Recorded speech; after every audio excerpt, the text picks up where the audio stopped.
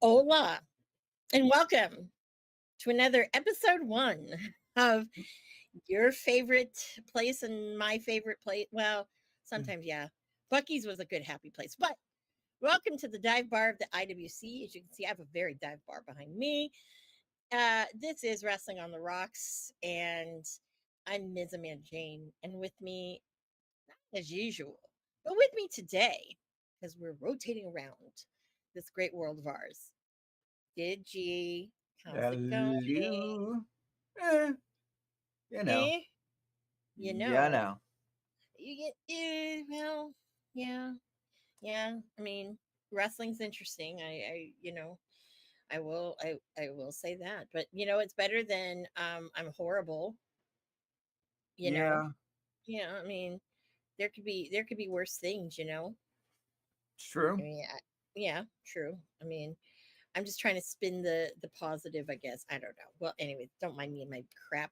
So, welcome, guys. It's another Wednesday. You know what time that is. AEW is already over, but Thank it's God. us now. Thank God. Jesus Christ. So, yeah. So before we move on to uh better things and greener pastures, that sounds weird. Uh, let's play Mm-hmm. our favorite game here in the bar. What's in your glass? You want me to go first? Yes. Yeet. Yeet. Okay. Yes. So, Yeet. guys, okay. So, I have something special. And no, it's not soju. Oh. Yeah, I know. Damn. I know. I have to go to Ranch 99, but they haven't had my cherry. But what I do have today, guys, is my sponsored, not sponsored. Now, it's in my Yay. Awala cup. And I'll tell you why. Is because my the closest Sonic has the Mm. plastic cups. They're no longer doing the styrofoam, which makes me a little angry because those things on a hot day will melt. So what do? I bring my own Stanleys, Awalas, whatever the fuck, fill it myself with whatever so I can have that with you. Because once upon a time, I would get it on my way home from work. Once upon a time. But You're born and that's raised to play Grand man, Prix for the rest of your that was days. like back in the day when we walked 10 miles in the snow and all that shit. But yeah, no, when I first started on the cast, that's what I would have. That was my normal drink, my usual. So I see a glass in your hand. Did you? What do you have this evening? As for Brooks, Mm, is that it? yeah, Yeah. yeah. Oh, all right. One. No coffee. No. Oh, I got coffee nearby. I always got coffee nearby. I was gonna say because people like there's certain things we expect. Yeah, Like yeah. you will expect my regular can of Coke, but you know what? I don't have that right now because I have Sponsored, not sponsored. Coke. ... No. Cherry slush. ... Good From call. Sonic. However, I still am hot after Seagram's. I'm like, can you answer my damn thing? Because as a drinking show, we should be sponsored. I don't know. Can we reach out to Wheatley American Vodka? Can't we get sponsored? You know, come on, Why Cody not? Rhodes. I know there's all sorts of shit. That fucking drink John Cena, his whatever it was. You know, I mean, come on. I don't know It's why he only doesn't have a peach flavored product. You know, nobody has one. see that's a Nobody. missed opportunity. Yeah. You know, I should talk to the man, the myth, the legend, Mm, absolute Ricky Stark Saints, and say, you need a peach flavored fucking alcoholic drink. hell yeah. And if I were to name it, well, actually, did you see? Did you see? Because you just made me think about it, and I'm laughing. Did you see? Have you seen any of Cody's interviews he's been doing when he's on his Yes. bus? Did you see the Ricky Stark Saints one? I saw a couple minutes of it. I didn't.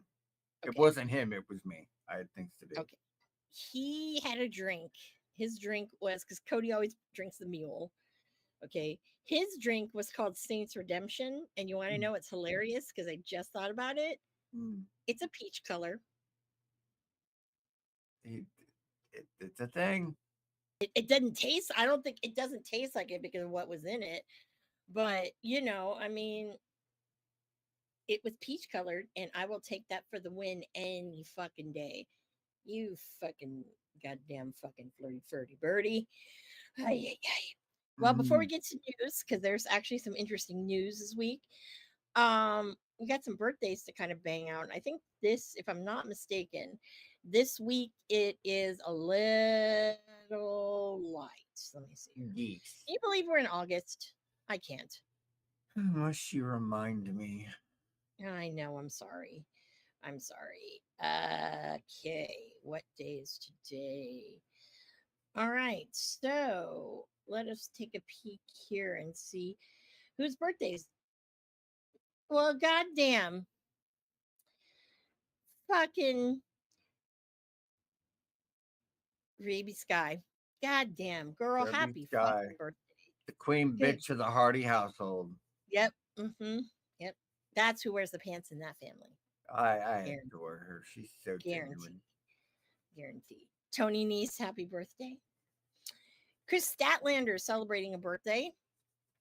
I don't even understand what her character is. I didn't understand the alien thing. Then she got rid of it, and now I don't even know. She was like more than woman. I don't know. I don't get it. I don't get it. But It's called bad booking. There really isn't much to get. true. Marty Bell, happy birthday. Ooh, hi. Yes. And then one of the Wyatt Six, Joe Gacy, Yeah. happy birthday.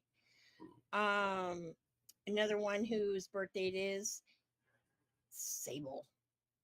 Oh, there's a name I ain't heard in a while. Scott Demore, happy birthday. Uh, We've got Shayna Baszler, happy birthday. Happy birthday to Zach Gibson. mm-hmm. GYV. Happy birthday to one half of the women's tag team champions, Alexa Bliss. Happy birthday. Yay. Yep. Okay, let's see here. Savio Vega, happy birthday. Here is, I'm gonna save that one here. Alba Fire, happy birthday. And you know who would have celebrated a birthday? Mm. The immortal Hulk Hogan.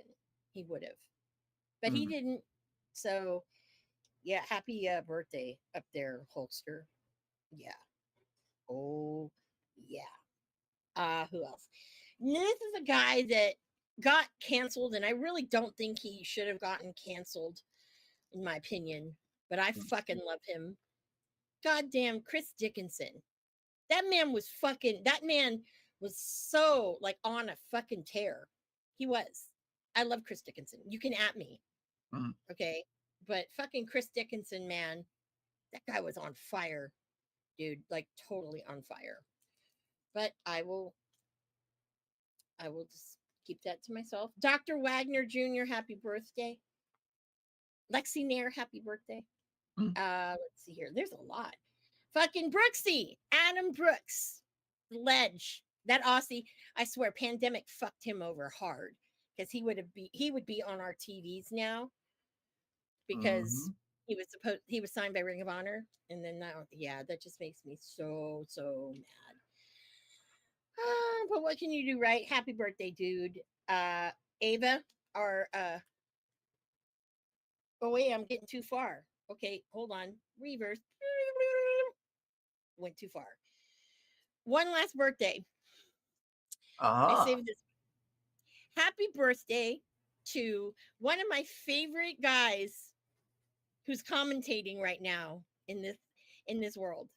I Mm. love me some goddamn Stu Bennett. I do. You can at me, and that's all I'll say. I just hearts to you, Wade Barrett. I still call you Stu, but you know what? Happy birthday! And those are your birthdays for this week. I'm Round of afraid applause. I've got some bad news. And then, just because Marv, I know you're not with us. Happy birthday. He's celebrating somewhere exotic. I don't know exactly, but that's what I mean, I it's only do. Marv, you know. Yeah, it's Marv. I only do what I'm told. So, Yeah. Okay, so news. Where do you want to start off with something good, some good news, some bad news? I mean, That it's fitting that I, you surprised know, me. okay, well, one of the things I wanted to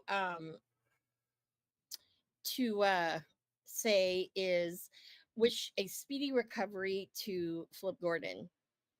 He underwent his first, this is his first like major injury in Mm. his career. And I will say, like with Flip, it's amazing to me because he does the flippy style, as we all know, or that's why we call him Flip. But is very controlled, like Ricochet, because that's why I say like Osprey, sometimes Guevara, those guys had no control. Okay, Right. Flip does, and I'm amazed that he's never had a serious injury, and it's been a while. He's been wrestling now, I think 12 years now, 11, 12 years, if I'm not Yeah, mistaken. somewhere in God, there. I've known Flip for at least like 10. So, recovery to him because he's really blossomed. I mean, he found a beautiful wife, they have a beautiful daughter. He's just loving being in Mexico and everything, and he really found a really nice home at CMLL. So we're wishing you the best, speedy recovery, man. We Yeah. salute you. um Next little bit of news too is I guess Eddie Kingston's coming back. Uh, probably. I hear, or at least he's updating his us on what's going on here. But it's like he looks like a mountain man. Hmm. You can't recognize him. He looks like he would be a mall Santa Claus. I'm Yeah, kind of here for that. I am too. I am too. I mean, you know, I think it's great. So if he wants to look like Grizzly Adams or Mall Santa, that's totally fine with me. Yeah. Totally fine. Yeah. Let me see what else is going on in the news. Um, this one is a little uh I don't know how do I want to say this? It's a lot controversial. Okay. Um and I'm trying to figure out how to kind of open this conversation because this is going to be a very interesting topic to Okay. discuss. Um I'm here for it so far. okay.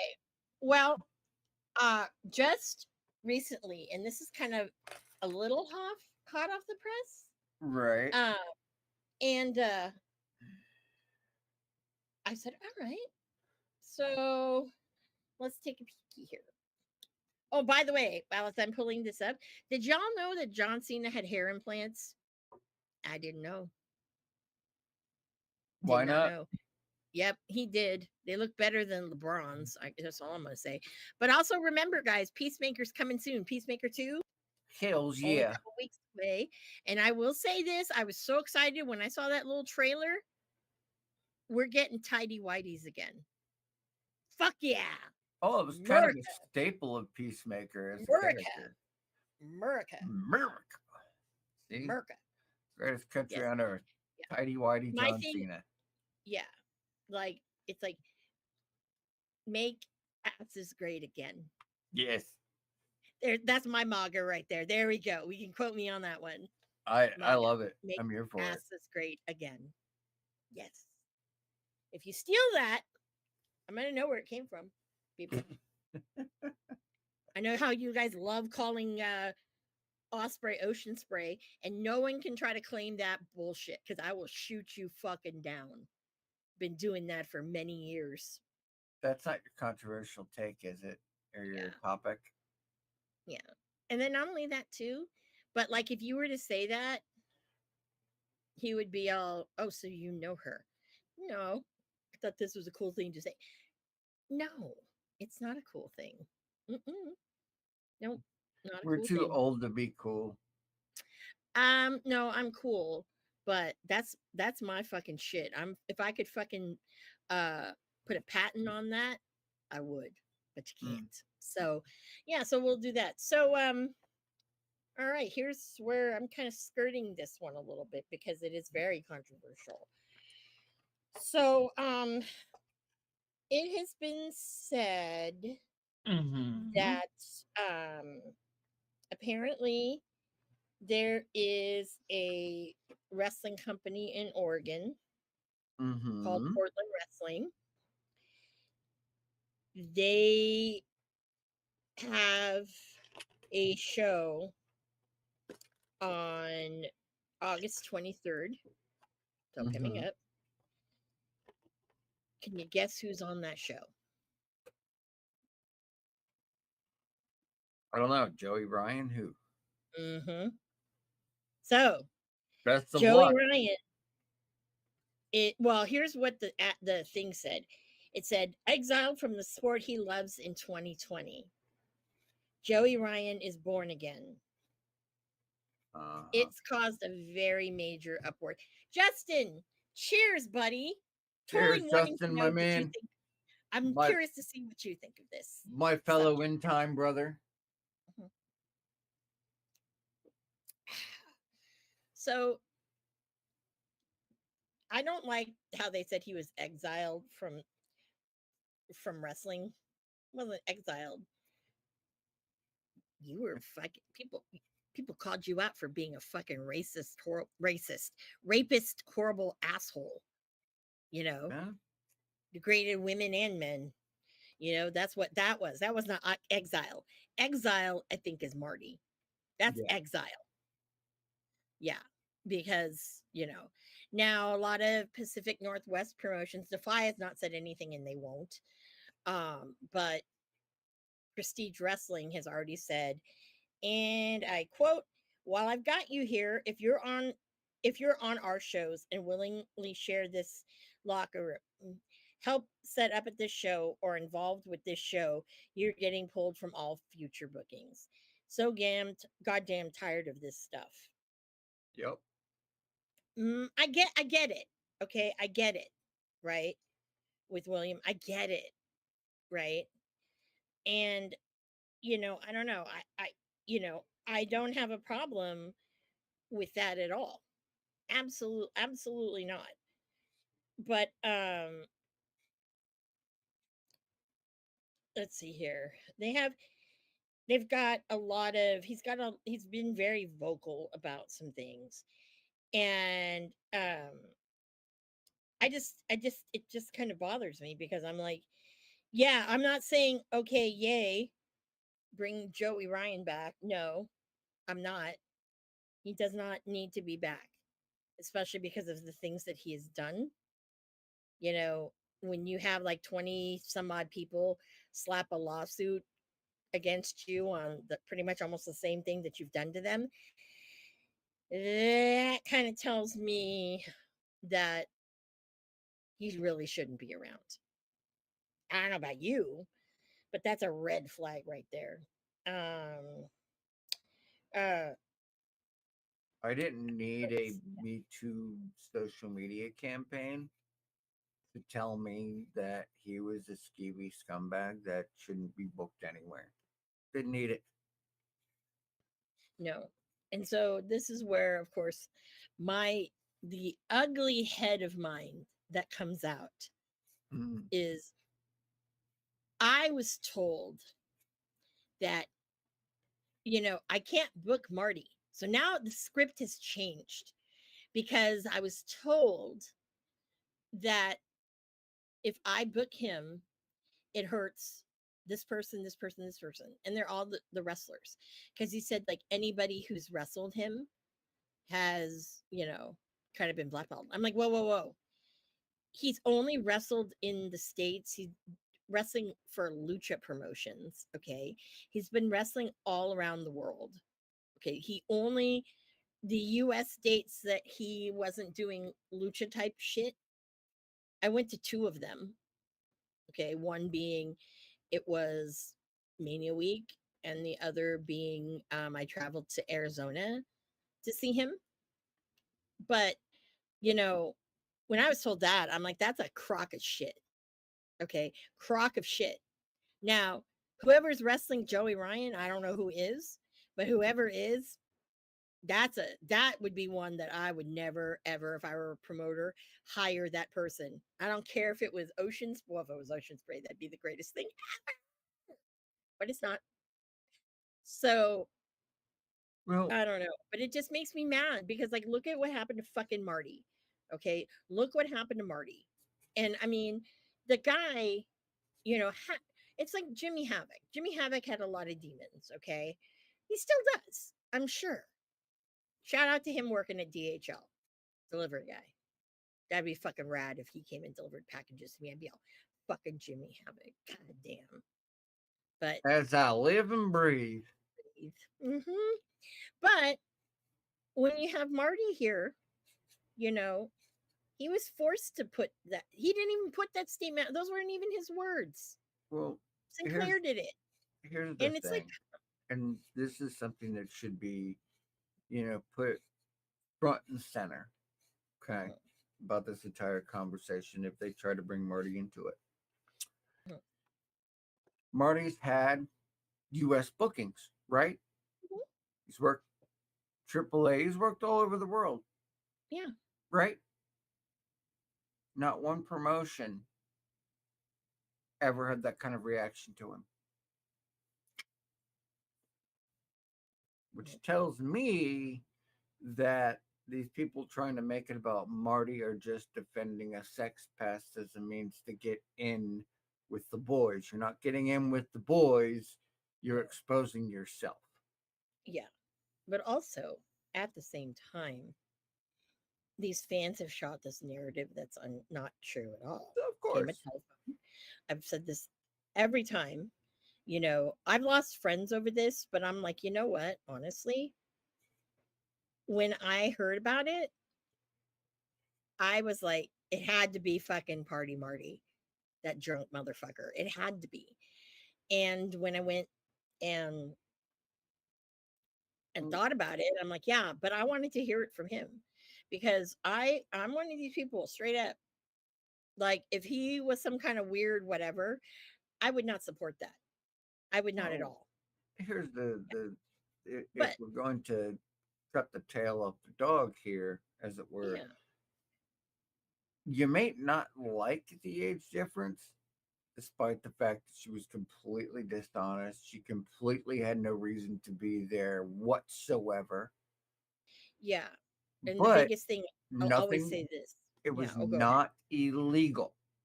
No, You might not like the gap, but it was not illegal. You don't know what went on in that room. And clearly, she didn't have a whole lot to say what went on in that room either. she gave him head. They didn't even have sex. Yeah. They didn't even have sex because her friend came and cock blocked. Yep. It's like, did we not read the whole thing, people? Did we not? Did we also not get the fact that she said she was at this bar, which she was not legally allowed to be there? Right. And not only that, but one of the people who had raped her several times was serving her alcohol. So, what part of that story did we not read? Because that All of it. tells me, yeah, but that tells me that, you know, she was obviously inebriated. I know he's inebriated. Why do you think they fucking called him? Why do you think his first wrestling name was Party Marty? Let's go there. Well, Okay. Let's go there. But, seriously. So it just makes me mad because, honestly, Drake wait. Wirtz apologized. I don't know if you saw that. Yes. Drake Younger. Mm-hmm. He apologized. Now, do I think that is forgivable? Sure. Those are his views, right? I mean, we all are entitled to our own views and opinions. But for him to apologize, that's a big thing. Because I think people want Marty to apologize. But for what? Right. For what? He has You no know? need to nor any business apologizing. No, no, no, no. And I And we're not pulling a Laverne and Shirley. no. It's like here, and this is just my point of view. What you're witnessing there is not an allegory against Marty. You are watching an industry which is pretty much said from this Portland promotion, if you have anything to do with this, don't bother showing up at our shows. And they're not the only ones. They might not be telling everybody vocally, but I guarantee you Oh yeah. people know who's on that card. And those wrestlers Oh, yeah. involved just fucked their career. I will say that. Okay, looking them up right now. Let's see here. It was so Portland Wrestling. Oh, here's a comment that's on Reddit, hot off the presses. Mm-hmm. I have canceled Joey Ryan's flight. He will not be appearing at the August 23rd show. Mm. And there's some comments here. This is on Reddit. Let's see here. Oh boy. Jesus, I don't want to sign up. Sign in. Hold on. Yay. Hold on.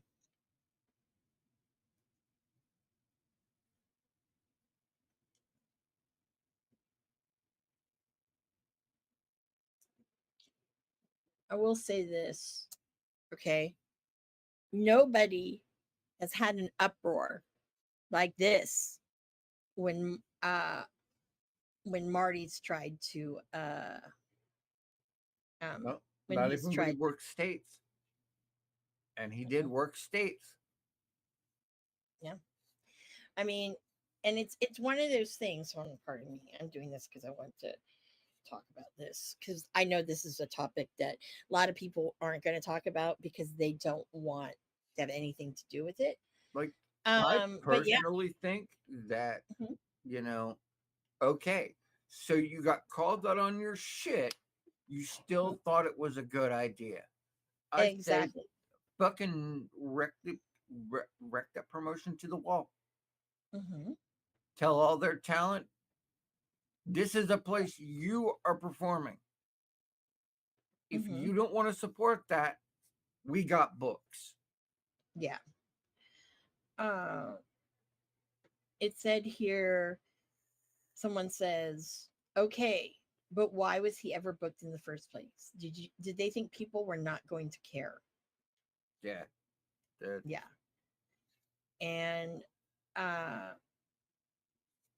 okay. Okay, here it is. Someone says here. Then they bring up Brock Lesnar. And so this someone says, what Joey Ryan is credibly accused of is in fact much worse than what Brock Lesnar is accused of. I And agree. that's not even factoring in the fact that there's a much clearer picture of what actually happened with Ryan. That was it. That isn't me even casing aspir- aspirations at the Grant suit. Aspersions. Oh yeah, okay, thank you. I can't read. It's clear even from the suit that Grant was unclear of Lesnar's intentions, and the primary source of information about Lesnar to Grant was McMahon himself. Uh, let's see here. Correct. Um, it's very interesting because they're like comparing him now. I'm just scanning this really quick. Um, It's the whataboutisms. I mean, yeah, end of the day, yeah. you know, it Okay, literally here is. can Mhm. can you believe? Here's a very stupid comment. Wrestling is full of fun, dumb shit. Not all of it will be for everyone. Some will hate Orange Cassidy or Danhausen or Luigi Primo. It doesn't make them wrong or the people who like it wrong. The fact that he turned out to be a mega creep isn't really reflective on the gimmick. There are plenty of wrestlers with other gimmicks who turned out to be shitty too. I know Yeah. who they're trying to talk about. And I this mean, person said, keep going. yeah, there are quite a few wrestlers that have had a I'm very serious and or angry. I'm an I'm a very serious or angry, no nonsense wrestler. Gimmicks that were just as bad, if not worse, than Joey Ryan in terms of outside ring behavior. Uh, David Starr, both Gulak brothers, Michael Elgin, Chris Dickinson, and then, of course, Benoit. Notice who's not in that sentence. Well, Mm-mm. I also think that's a shitty cop out. Yeah. It tries to distance the individual from the gimmick when a Mm-hmm. wrestler has a choice on their gimmick. And it just so happened that his aligned with the idea of getting people to touch his dick, Mm-hmm. you know, and that right there alone, it wasn't just a red flag, it was a goddamn red card flag LMNOP. He wasn't just skeezy or anything like that. This wasn't a what about is situation. This wasn't a okay, you might not like it, but it's not illegal. No, it was goddamn sexual assault claimed by many people, most of whom did not like each other. Yeah. I will say this, you know, I think a lot of people don't realize, or at least with him, there was something. I always thought there was something off with his gimmick. Always. And now I know people have said to me, "Oh, you're friends with him." I go, "No, never was friends. We did business. I took care of hotels for him. I got free admission." Yeah. Um, which, yeah, if it was not for him, and this is probably the only good thing that I think he's probably done. Mm-hmm. And he was the one who introduced me to Ricky Starks and Aaron Solo. Because he's like, "Hey, can I drop them off with you? Because I got a bunch of things to do, and I feel bad that they have to tag along." And I go, "Yeah, sure, that'll be fine. I don't know who that is, but that'll be fine." He goes, "Oh yeah, they're a tag team, extra talented." And I go, "Oh, don't they wrestle like Wrestle Circus or something like that?" And he goes, "Yeah." And I go, "Okay, that's cool." So that's when I became friends with Ricky, No, and it's because of Joey Ryan. So thank a, you, but no thank you. You know, a clock, strikes. Broken clock strikes. Correct twice a day. That like it's like I'm trying to formulate in my head just how much it bothers me, and the fan who pointed out, rightly so, well, how did he get fucking booked in the first place? Yet, the same promoter is going to go try and play, oh, well, I can't because people X, Y, and Z, so he gets somebody worse. Nah, nah, nah. Something, no. Burn that promotion to the ground. Mhm. The guy said he was reasonably priced. This is the owner of it. I don't know who this is. He hadn't worked the area since 2014. Local guys wanted to work with him and was an opportunity for him to move past the mustache gimmick. No, he's going to go up there with his mustache gimmick. Come Nope. on now. Or stubble. And then someone had said to him, this was a screenshot they saved. And while you looked at those things, you didn't believe that the reaction would be overwhelmingly negative. This is Yeah. what the owner of Portland Wrestling says. The Wikipedia article seemed to present the facts in a balanced manner, and his post from December 2024 here on Facebook seemed very sobering, reflective, and remorseful. I've been out of the indie wrestling scene since around 2013. So when local guys seemed eager to work him, I figured it was fine to give him an opportunity.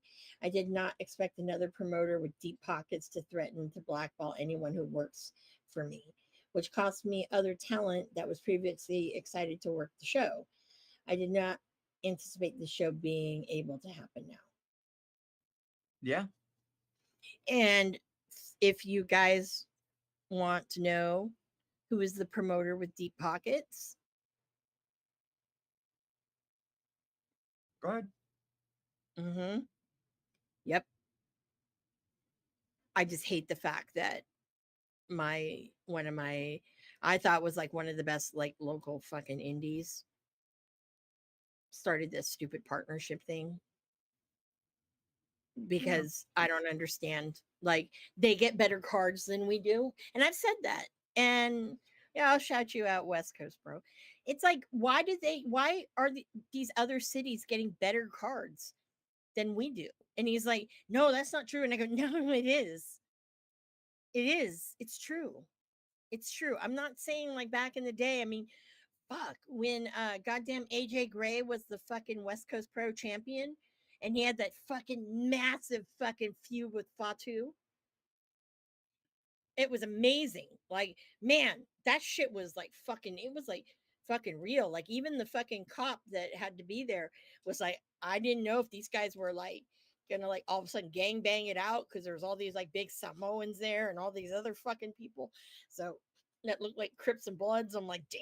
Yeah, I mean, that's kind of the shit. I'll even say it this way. He brought he brought ocean spray, right?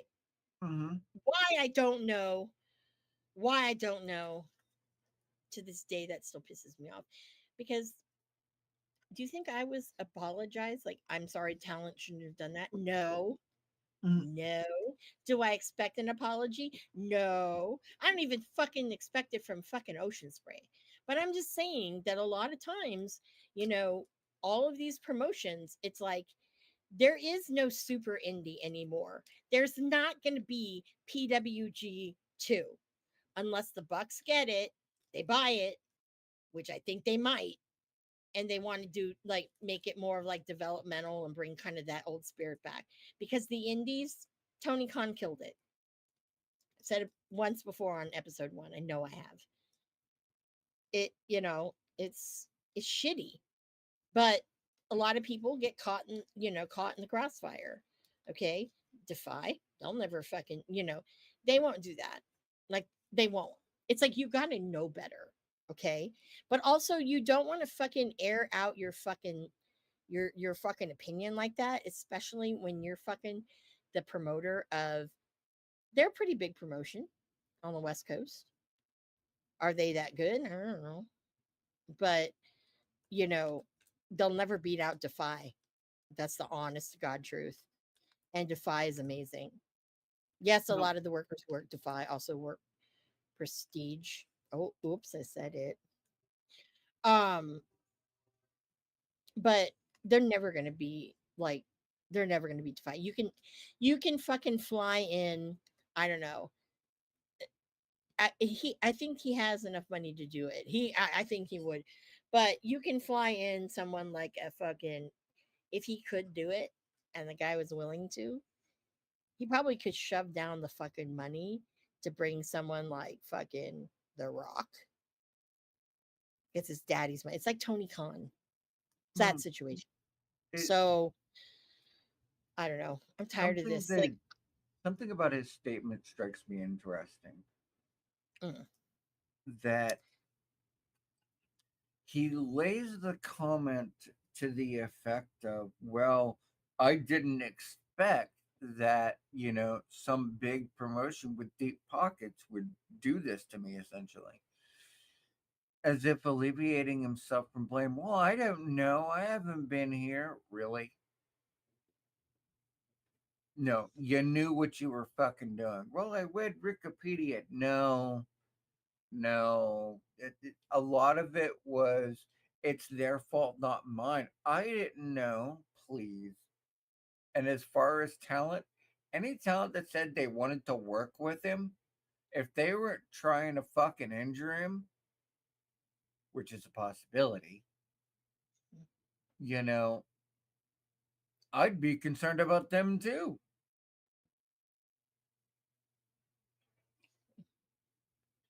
yeah, yeah. I'm just looking like people now are trying to compare him and Marty in that in this whole thing, and it's just making me so mad. Oh, of course It's they two are. different things. It's two different fucking things, you know. Right. But it's like,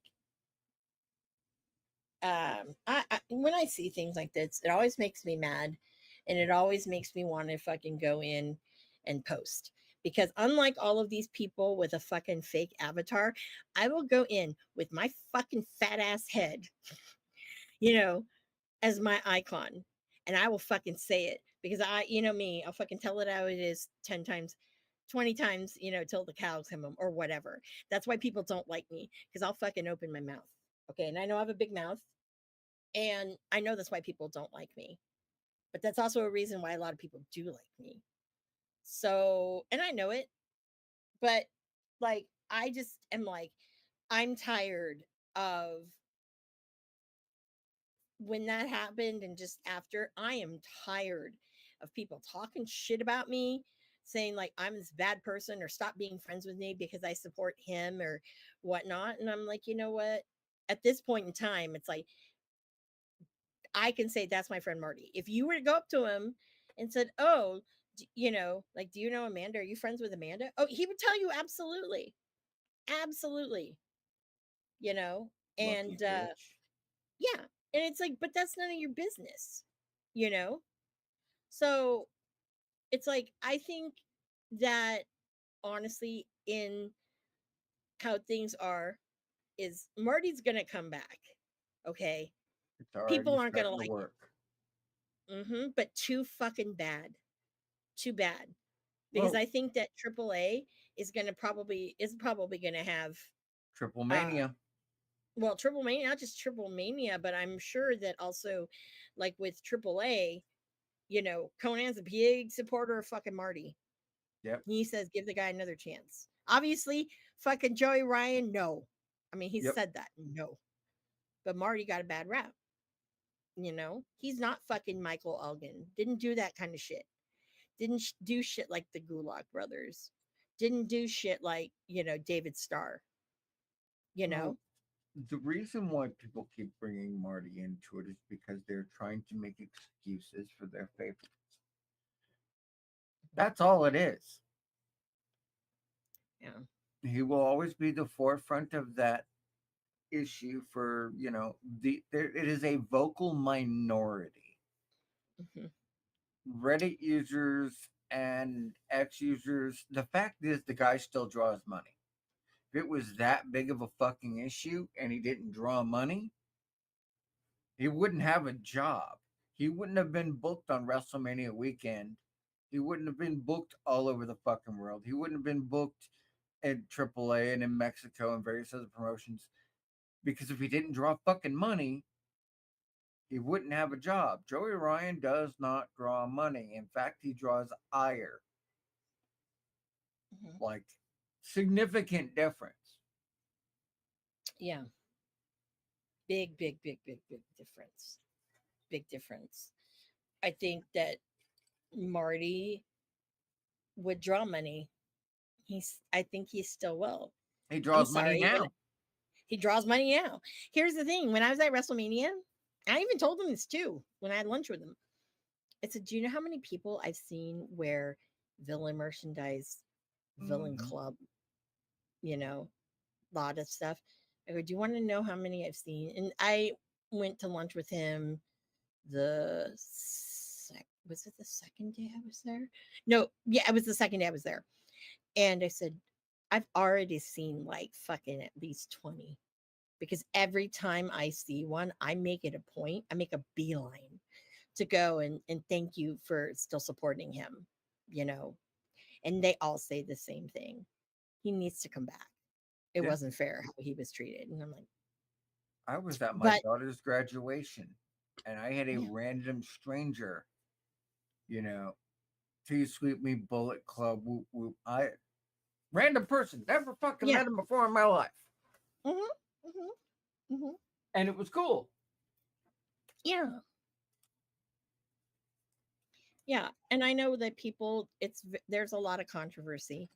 And, and honestly, like, my thing is, it's like, if you really knew, if you took 2 seconds, not even 2 seconds, if you really want to know, my thing is at this point in time, why should well, there's no apology that's needed. It's just No, more of, I think, you know, this is kind of what happened. And, I had no control over what was put out there. That was Sinclair. It wasn't him. And I believe him wholeheartedly because when I asked him, I straight up asked him that at lunch. I know I said this on episode 1, and he said, I said, that was Sinclair, wasn't it? It wasn't you. And he says, yeah. He said, they told me don't make a statement. We'll give you what to post. And I thought that was kind of shitty. That was yeah, really shitty because he said I wasn't going to do that, but he said, you know, that was the point where he really, after that whole thing happened, that's really what made him stop drinking. And I'm proud of him because it's almost 5 years. yeah, Almost. Yep. I mean, he'll have occasional glass of wine, but he's not there getting shit faced yeah, like every fucking night. You know what I mean? Like, seriously. I mean, I think that at the end of the day, you know, he's he'll get his. He'll have the last slap. Joey Ryan, no. A lot of these guys can all get fucked. And, I even said something to someone on Twitter that had posted, and someone that I know, and I said, my comment was, uh, I said here, my comment was, that's rough shit. I mean, yeah, I'm friends with the alleged ped and the alleged ped with the brawly and alcoholic behaviors, but he ain't no racist scumbag with a trail of evidence and lawsuits. He can get fucked. yep. Mhm. Yeah, it's true. Like he's had such a trail. Lagana had a trail too, you know, and but there's something about with Joey Ryan that really stirs people up. Like when he was working at Disney, it's only there like a couple of days, and then you guys got him fired. Yep. You know, God Because he forbid he shouldn't be works around anywhere. kids. Yeah, He's true, one of those people that needs to be removed from polite society. exactly. But that's on Disney for not doing a background. Oh no, they did a background. They just didn't care. Yeah, but obviously that didn't whatever come up. But it's one of those things where it's like, let the guy have a job. Doesn't have, like I'm not saying at Disney or whatnot. He can Let work him at have a McDonald's. You can work at McDonald's, you can work at a fast food place, Yeah. whatever, but just let the guy just fucking make some money. I mean, yeah, Allow. he did make a lot of money from his shit, but you know what? He's lost a lot of money because that all got fucking paid. We know people got paid out. There's no fucking way. Yeah. Hmm. But yes. So, yeah, so that's all I'm going to talk about that subject because that was some pretty big fucking news, I'm I gonna think. I'm gonna segue and then we can talk about the heist of a decade. Mm. Because you mentioned Brock Lesnar. Mm-hmm. Now, I don't know if you've been living under a fucking rock lately, but Karrion Cross is over like gangbusters. No Oh question. yeah, absolutely. No Like question. fans hijacking the shows, you know, the Mhm. post shows to the You're point, hijacking. Yeah. like everything, Mhm. you know, and there's this concern: will he sign? Won't he resign? The contract's already done. Yeah. Okay, they're just keeping it under wraps. Like Mhm. this isn't them holding him down or WWE not knowing what you want. Mhm. Triple H didn't mishear we want Brock. He knew he was fucking with you. Like there is no way they don't know Mhm. because they do watch the social medias. They do watch this shit as part of the litmus. They do look at how many signs are coming in and how the fans react when they hijack a show. You know, like when he lost his match at SummerSlam, they had to mute the mics. Well, they didn't have to, but they did it for a reason. Because the Mhm. fans at home went, "Oh shit." And the Mhm. people there got to express unabashedly how they felt about the matter. Mhm. And Paul Heyman was on Sam Roberts' show, right? He was asked about Cross, and he's like, "This dude's he's got everything. You want to know somebody this reminds me of? Steve Austin." Because this shit organically happened the same way and was good through 2 fucking decades of wrestling. I think that's the case here. And it he was popular before, but if we were to distill it, I disagree with Medusa. Scarlett is there. She's the temptress. She's the evil vixen by his side. I think she's great. She adds a lot to the performance element, Mhm. which sets him out differently. Mhm. He was great in NXT. He was great when he was on the Indies. There's a reason they signed him to begin with. You know, and then when he came back, he was doing everything right. The real question is why did they keep him more than everybody else that was in the Final Testament? Simple. They couldn't Mhm. keep Ellering without having a reason. They couldn't, like, Mhm. all the other people just were not holding the same attention or power that that Cross was, and there's a deep connection. Like it's down the line. Cross is Mhm. gonna feud with the Wyatts. He's gonna feud specifically with Uncle Howdy. Mark my fucking words, it's gonna happen Mhm. because there's history there. They already started telling a little bit of the truth, and that's kind of the way some of this has worked. It was slow burning. You know, they believe in this guy, and if you think for a second they're not going to offer him top shelf money, considering he was outselling pretty much fucking everybody in merch, he's drawing money in attendance. Social media has blown the fuck up. He just got a book, which There you go. right here, read it. It's a good book. Movie, seen it. The dude is super talented. He just needed that Mhm. one moment. Yep. And I don't think the WWE is dropping the ball. I think they're letting the fans simmer, come to a boil till they want nothing fucking more, and then they're gonna give it to you Mhm. because it'll make it that much sweeter. I think so. I think so.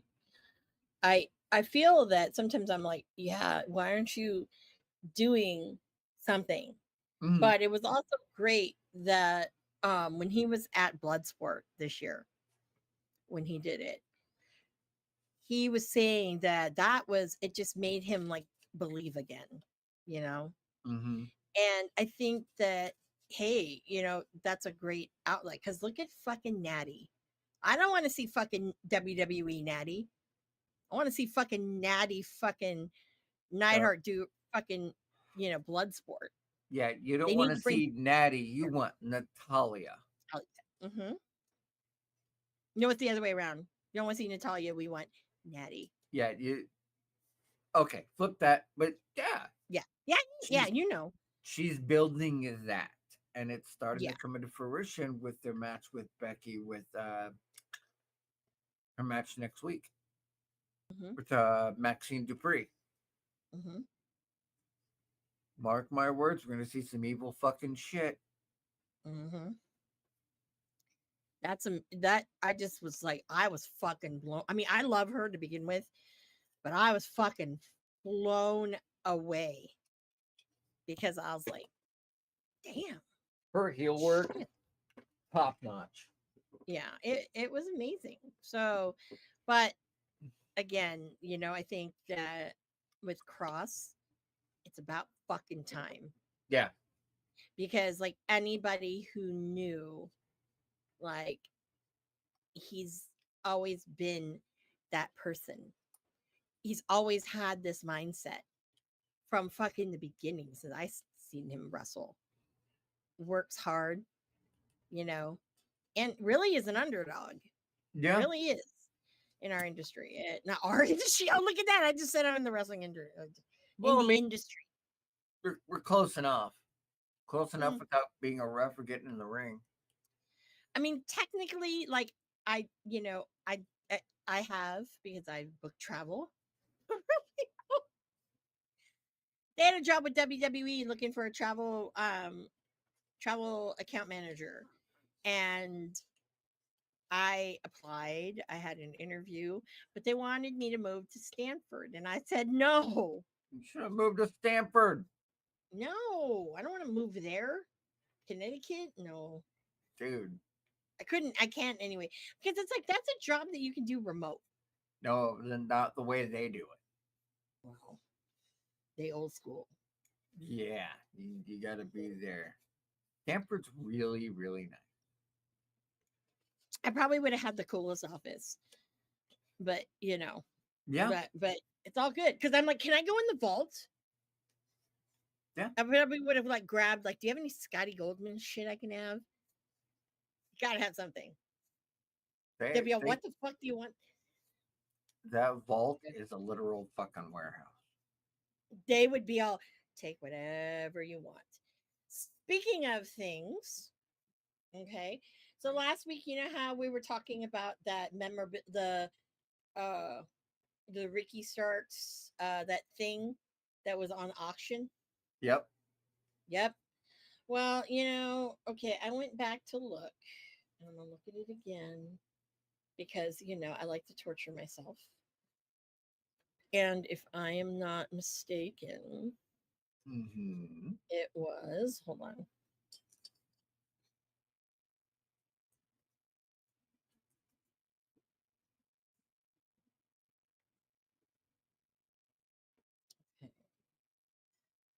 All right. It currently is it was closer. Uh, oh, oh, it was supposed to close like next week. Yeah, supposed to close on the 11th. So now it's like it says this auction is closed for bidding. What the fuck, WWE? Somebody put a shit ton of fucking money. That's what the fuck. Oh, yeah, Money they couldn't pass up. Yeah, well, it was $80. And that's where it I, was. I'm sure somebody hit hard with it. whoever that is, eat a bag of fucking dicks. And you're probably wondering, well, why is it so important to you? It's history. Well, it's not that it's history. That's Well, my friend, you know. And oh yeah. god, I'm gonna get emotional. Well, it's about your It's my, friend's it's history.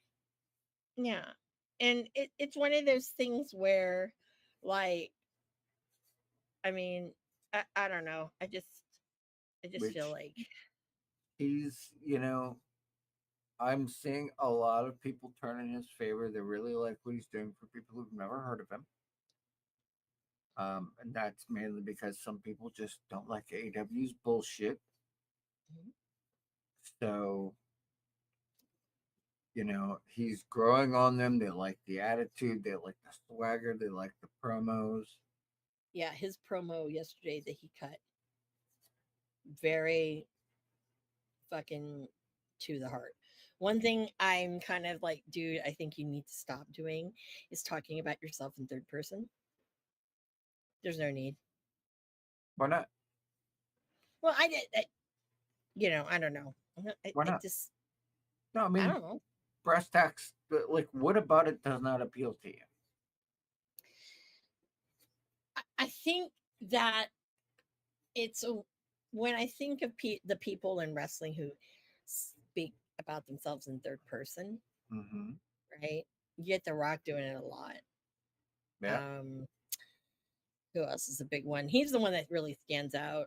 I feel like um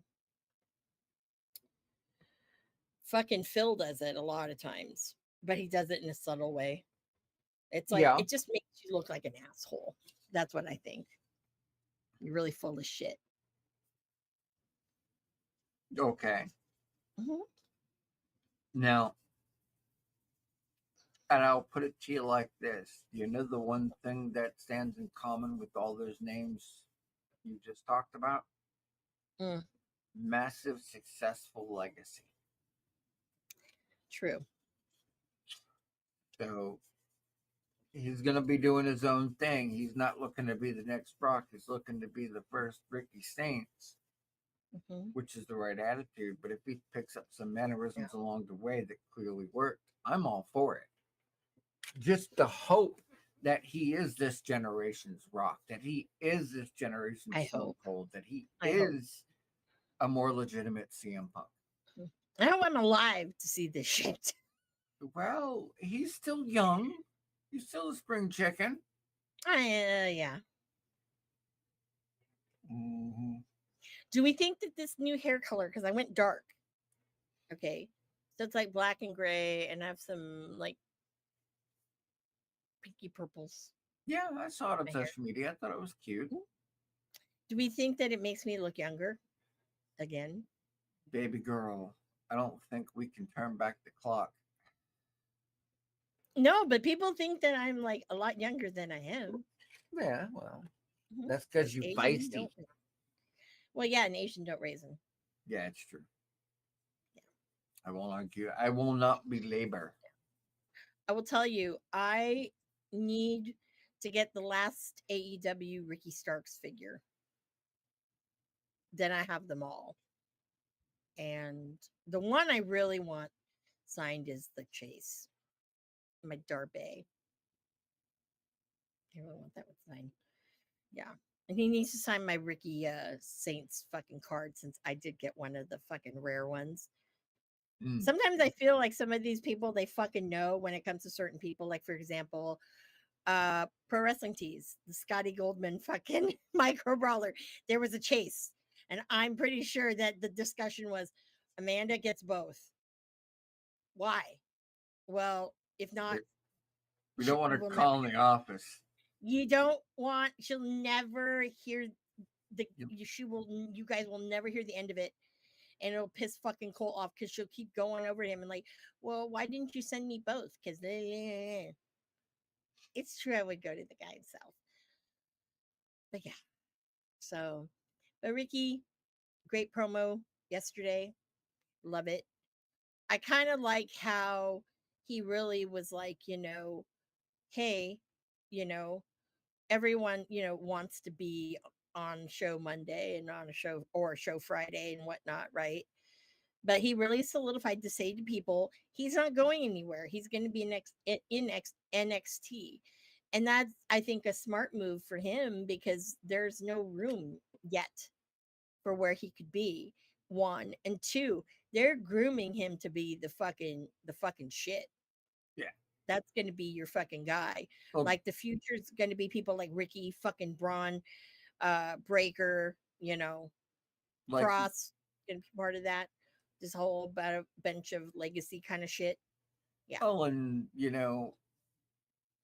and more to the point, you know, you have people like Styles, who is passing on his legacy. Rey Hmm. Mysterio passed it on to his son.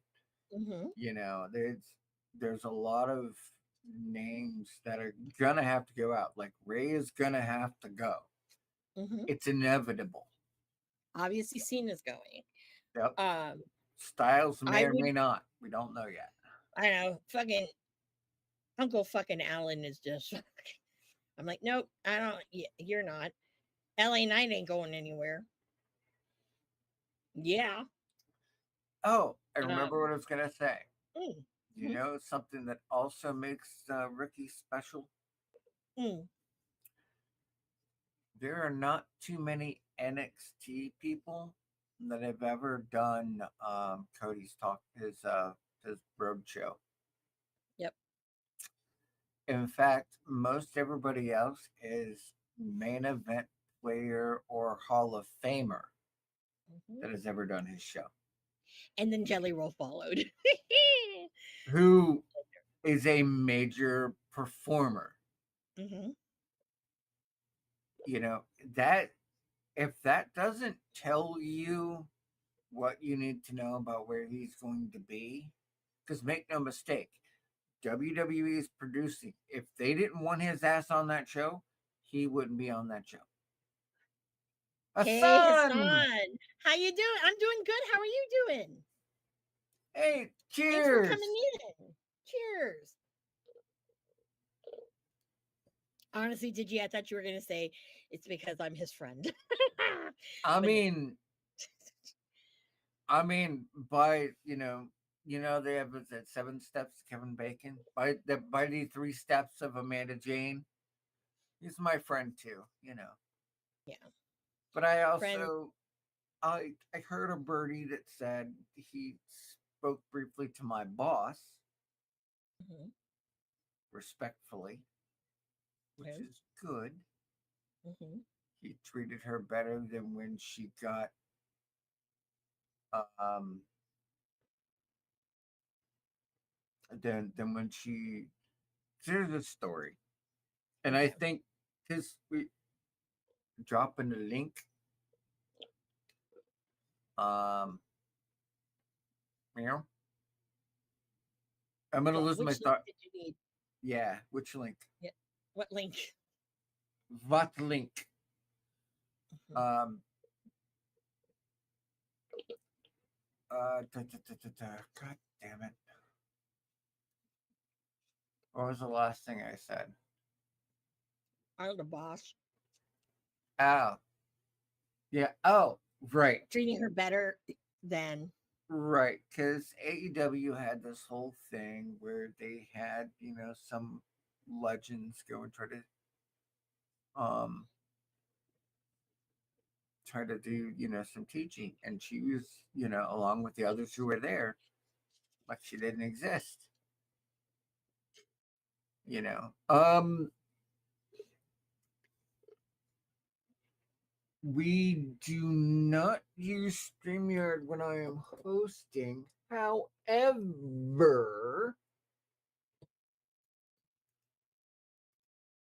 is that However, cryptic stuff? Oh my god, my poor eyes. let me see here.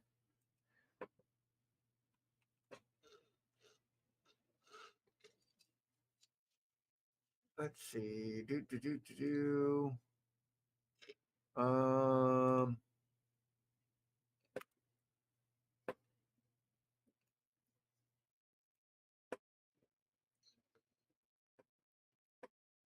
Yeah. That's And the then I would link. delete that right away Yeah, so no one else is all hopping on. 'Cause who right. I mean, I knows? don't mind if people hop on; they still have to get through me. But Mhm. No, I mind because we might get some real fucking crazies all up in here. I control access, Mm, horizontal and okay. vertical. Okay. Well, I don't know. I just the face. Yep. All right. Yep. I gave you the Yep. thing. You got the Yeah. thing. Mm-hmm. Yeah. But that's good though. That's good. AEW is a cesspool. So can I say this now because I'm trying to speak it into the universe. I'm trying to manifest it. Go ahead. Do you? Okay. I want a pair of Ricky Stark trunks, ring worn. And no, I'm not going to sniff it. Everybody, they all make fun of me and whatever. No, I want it because I have my two other favorite guys. I have ring worn stuff, and if he let me pick, I know exactly which ones I'd want, but he'd tell me to no because I want the booty shorts, Yeah. the red ones. He'd probably tell me no. Um, but I'll take whatever. I know there's certain ones of his. I think that's one of his ones that he won't let go. Like especially like he won't let go of the ones from NWA that he Yeah. won Those hard are times in. Yeah, important. just shit like that. But yeah, no, I mean, I would love a pair. You know, I mean, seriously, I don't want a fucking vest or anything. Um, I don't want whatever. I want a pair of Ricky Starks trunks, not Ricky Saints, Ricky Starks. So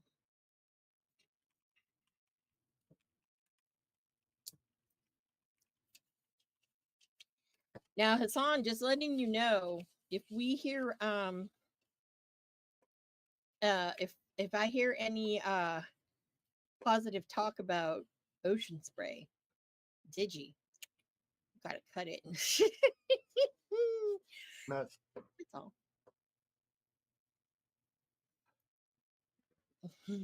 well. I can't promise that. What I can promise is that Oh no. you know they will have to defend their opinion. Oh no. Hey. So yeah. So moving on, speaking of fucking Ricky doing Cody shit. Shall Yeah. we talk fucking SummerSlam? Yeah. Let's do that.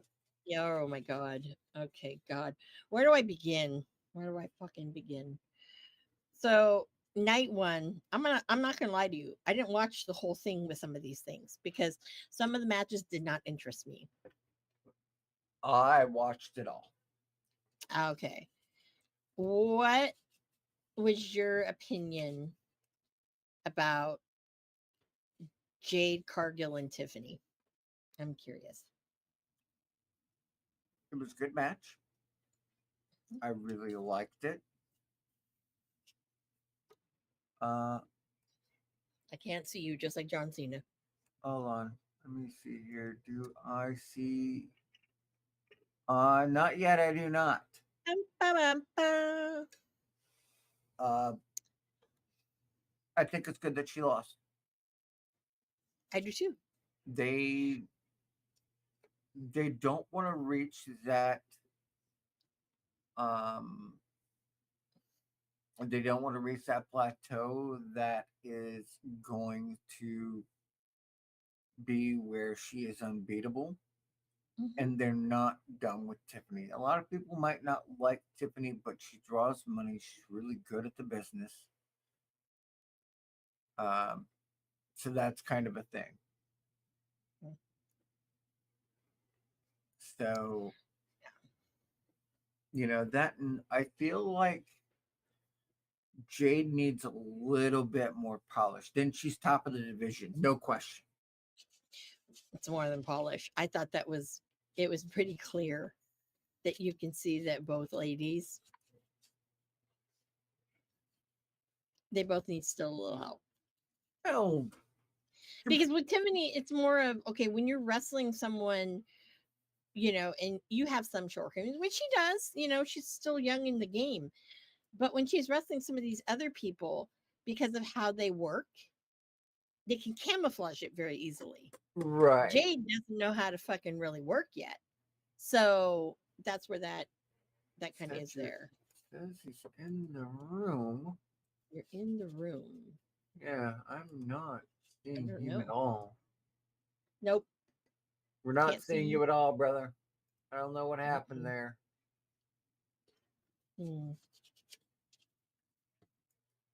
I don't do the technology. That's all Digi. I'm Um, just here for the entertainment value. Yeah. It's like freaking the boss, man, the mid boss of the IWC. I still Yeah. to this day can't believe that he lets me fucking have the chair when he's on I put something in the private chat. private chat. I don't know what. I don't know. I don't know, man. I don't know what's going on your end. Ah, there we go. Oh, I see you now. okay. Hold on. Just like Hold on. Cena, but I see you. Oh, Not too bad. Good. Thanks you for know hopping me, on. brother. Mhm. Salute Welcome. to the both of you. Yeah, I appreciate it. I've been watching you guys for a minute, and every channel that I go to, I like to be on part of the show, Right. after a while. Mhm. Yeah. Keep up the good work. But go ahead, finish Thank what you you. say. Thank you. Love to you. Thanks for Yeah, brother. watching. Yeah, absolutely. Sorry I don't get the hearts because No, it's all good. apparently now I can't use Safari. Her So Mac there heart. goes my Mac. But yes. So yeah, talking about good old SummerSlam. But yeah, no, Jade needs a lot of work. I'm sorry. She just does. She's always needed that. And I don't know why she went to the main roster first. Don't know. Because she wasn't getting anything with AEW. Hell, I don't think anyone gets anything with AEW, to be real. So Well, yeah. Julia Hart, but I put that more in the Nightmare Factory. Yeah, but Julia also had help from the guys. The guys really took her under their their wing. Like, you know. Jade's biggest problem, I think, is that her character needs to be more humanized. The only time she was interesting since joining the main roster had very little to do with her and everything to do with Naomi. Because her feud with Naomi is why people paid any attention. And now, like, people wanted to see her lose to Tiffany. Yeah. And she did. Mm-hmm. And it wasn't like she got steamrolled. It wasn't like she got exposed, but clearly it was a one-off. Yeah. What's your thoughts, son? No, I kind of agree, but here's the problem. WWE put themselves into a corner, right?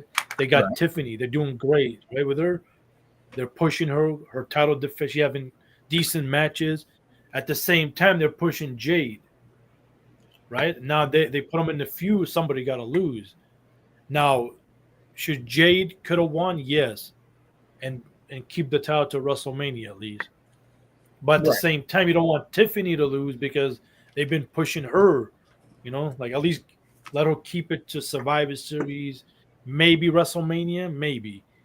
So sadly, but it is what it is. I think they're trying to do what they did in AEW. AEW did it right with Jade. She lost the last match, but in WWE, there's so much great female wrestlers, And you're right. With Jade, they pushed her the way she needs to push. She had a great feud with Naomi, but I think she should have won the title. Okay. But it is what it is. Tiffany's not a bad choice, but eventually somebody got to lose. You can't be champion forever. Yeah. It wasn't Charlotte. Well, honestly, I kind of like Charlotte and Alexa together because it makes I think it makes Charlotte more human and personable, right? Yeah. I mean, yeah. I mean, because it's a different side of her, which is great. It's not this like snow bitch or whatever, Yeah. that's, whatever. And I mean, it was great when on Raw, people were cheering for her and she goes, oh my God, you guys aren't booing me.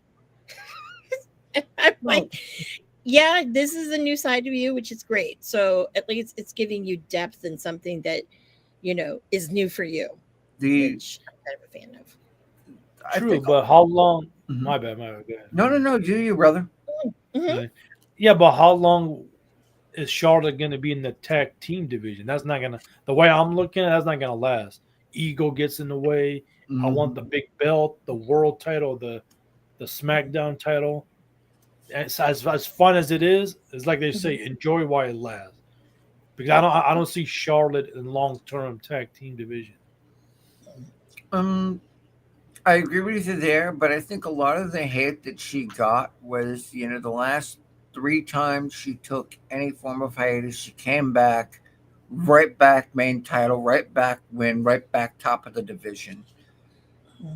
And that was where a lot of it came from. And then she fucked up. She went off script with Tiffany, and none of these younger girls are going to take that shit.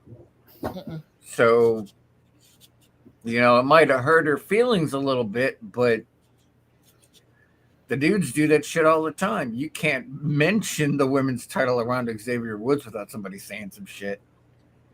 Yeah. So, But Charlotte can get away with it because she's a main star, Tiffany kind of get away because she's the women's champion, so they can get away with it, Let's say as a person like, what is that, Valerie? I don't remember butcher her name. um, Let's say one of the NXT females does it. They're done. They're suspended. They're punished. Like, what are you doing? yeah. So the big stars kind of get away with certain things Mhm. if it's reasonable. But yeah, they can get Well, away with it. then it got attention to what was kind of falling flat. Mhm. Because that's kind of where, Charlotte Flair said some shit, woo, and that was kind of it. Not many people embarrassed her, like, on a stage. She's normally the one doing the embarrassing others. Mhm. And putting her with Alexa, I think, is the smartest move. I do think she's going to move on from the tag division. If I fantasy booked it, it would lead into Alexa turns on her, but not, this bitch, that bitch, or whatever kind of thing. It would be for the Wyatt Six stuff, which they've been setting on the back burner while they've been building the group back their momentum. If they I hold see it, that. I think it'll all collapse around just right before the Rumble. Because I think that'll start, like, they'll be at Rumble time. They will not be tag champs. But I think that the Rumble's going to spark something really, like, major. Now, and build it up and face each other at WrestleMania. Mm-hmm. Yeah. That's what I'm thinking. Yeah. Okay. That's what I'm thinking. So, yes, Vegas again. Well, maybe Well, no, this it was time so they'll have Karrion expensive. Kross on there. Well, hopefully. Jesus Christ. Fuck You know, me, it's dude. not like, well, I saw Karrion Kross. Yeah, Oh, you Bloodsport. did? But I mean, but then again, the only WWE thing that I did besides going to the Superstore, plunking my money down to take a picture with stupid Ricky and the belt, because he had the belt. He doesn't walk around like, Oh, all my day. bad. But since you've seen Karrion Kross, I saw Mustafa Ali. I tried to get him on my channel. He was giving me a shout out, but the thing is, I hit the live too late. So if you go watch it, it kind of cuts off. I got Mustafa, and when I was rewatching, I was getting pissed. I said, "Damn, I should have pushed the live."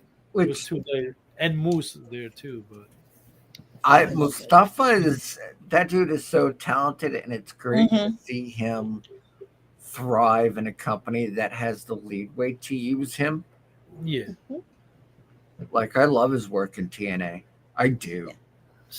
Speaking on TNA, personally, I think even though they're getting more exposure, they're getting more attention, but the way I'm looking at it, they're screwing themselves over because both of the world titles holding by people from another company. That's Mhm. not a good look. That's how I'm looking at it because that means your stars, the way you're looking at your stars, like nothing. Well, You know, I and think go ahead, man. TKO is buying them. I really honestly think that TKO is buying them. that's what it Because looks like. why would you like do that? Both your titles, like your big titles, went over to I NXT, can and I'm answer like, this question. tell me. Okay.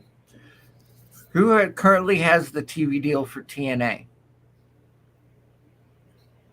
Mm, Is in a who? was it? You see the problem right there. Mhm. Yeah.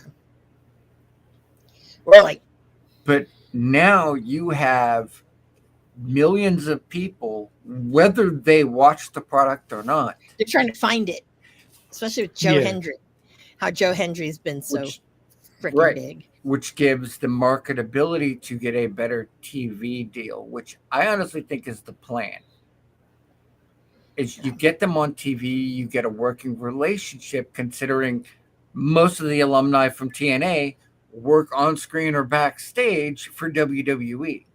Hmm. That this is all just leverage to get them a better TV deal, which means that once TNA gets the respect it deserves, Hmm. AEW is already having a hard enough time drawing a live crowd. Yeah. Wait until you have another company that can do the same thing on a better channel than freaking Max. Well, it's funny because when I look at with AEW, and they, when Kenny was doing his thing over there, they did nothing to like kind of try to elevate TNA with Impact. They did nothing. And that was like, for me, that was like a huge call out of, okay, we're just, we're just Trick showed we're up, just using them. We're defended. just showing up, just using them because honestly, I liked, seeing fucking the Rascals back together, the original Rascals. But No, I, but know, think I about see it. the point though. No, Yeah. look at it like this. The only person got a little attention, a little fame was Moose because at least he competed at their arena. When you look Yeah. at that deal, none of the TNA stars, you barely see them. None. Unless I missed it. I don't know. Maybe I missed it. No, I don't think it. I think it was only Moose. Moose, yeah, It's only only Moose. Moose. Yeah, Yeah, it's he, only The Moose. it's like, Moose, damn. Jordan Grace have been the two to come over mostly. That and Joe Hendry, but he's more. A lot of that Jordan has to Grace do did not- with. Well, I mean, I can tell you, a lot of that has to do with the way that the TNA they do tapings in bulk. So for some of this talent, if they're not given it beforehand, or because some of these guys and gals are booked out almost a year in advance, Mhm. and that can hinder them. Now, just coming into the next year, are we going to see a lot more? Absolutely. I think we're going to see an invasion angle. That's going to culminate in TNA getting a decent TV deal out of it. Well, speaking of invasion, I think they're gonna might save it till Survivor Series, War Games. And speaking on TV deals, I'm hearing they might get a deal, their old deal back with CW or AE channel. So that's CW would be, if I were to throw money and I wouldn't, apples to oranges, so to speak, I'd go with CW. Yeah. Just outright. yeah, but depends who comes first and who has the better offer. Yeah. Because no, that was NWA. My bad. Yeah, NWA. They screwed it up. Well, Yeah. yeah, I because mean, it's like Billy Corgan is like a teenage girl. Okay, this is the best way I can describe him. It's like he gets these like moods and whatnot, and does some like really rash things that you're less like, what the hell? Very, very reactionary. And the thing that sucks as a viewer is there's been so many switches. Like, where's your old archive of stuff? Because there was some great stuff I could tell you. that they brought out in those Yeah. first couple of seasons of Power and stuff like that. Yeah, and I do hate when they do a pay-per-view, let's say March, and they show it like June all the way through July. Like, wait, what is this? Yeah. That's bad. It's Yeah. desperately seeking attention, really. Yeah. You know, Yeah, I'm mad because- because I don't think I can watch Hard Times anymore from 2020. Hard times, baby. Because right now they're showing the Crockett Cup that they taped back in May, Mm. and Mm. they used to show their stuff on X. Now they went to Roku, the app Yeah. or the channel, whatever it's called. Mm.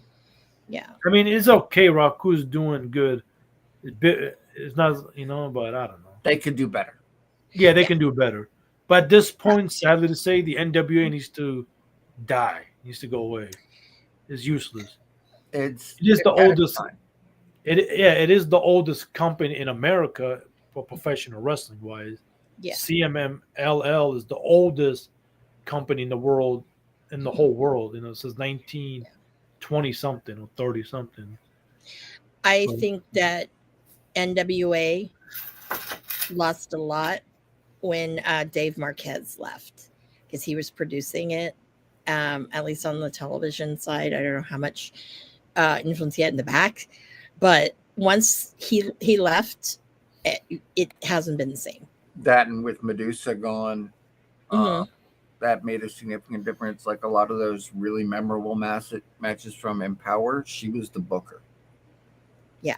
At least according to And COVID kind of screwed them up a little bit. COVID Because did COVID they killed kinda Ring of Honor. COVID did kill Ring of Honor, definitely. But you know what COVID did do? Crockett Cup 2 was supposed to happen that March. And I had a front row ticket for that.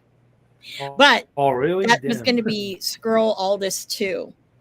And because Marty at the time had the book now for Ring of Honor, he was never going to fucking, unlike some people. I'll be right back, guys. No worries. Yeah, no worries. Yeah, he wasn't going to book himself. So I miss Marty. That would have been Marty's thing. And I would have been all crying. Oh my God, Marty, let's take a minute with you. We need the belt.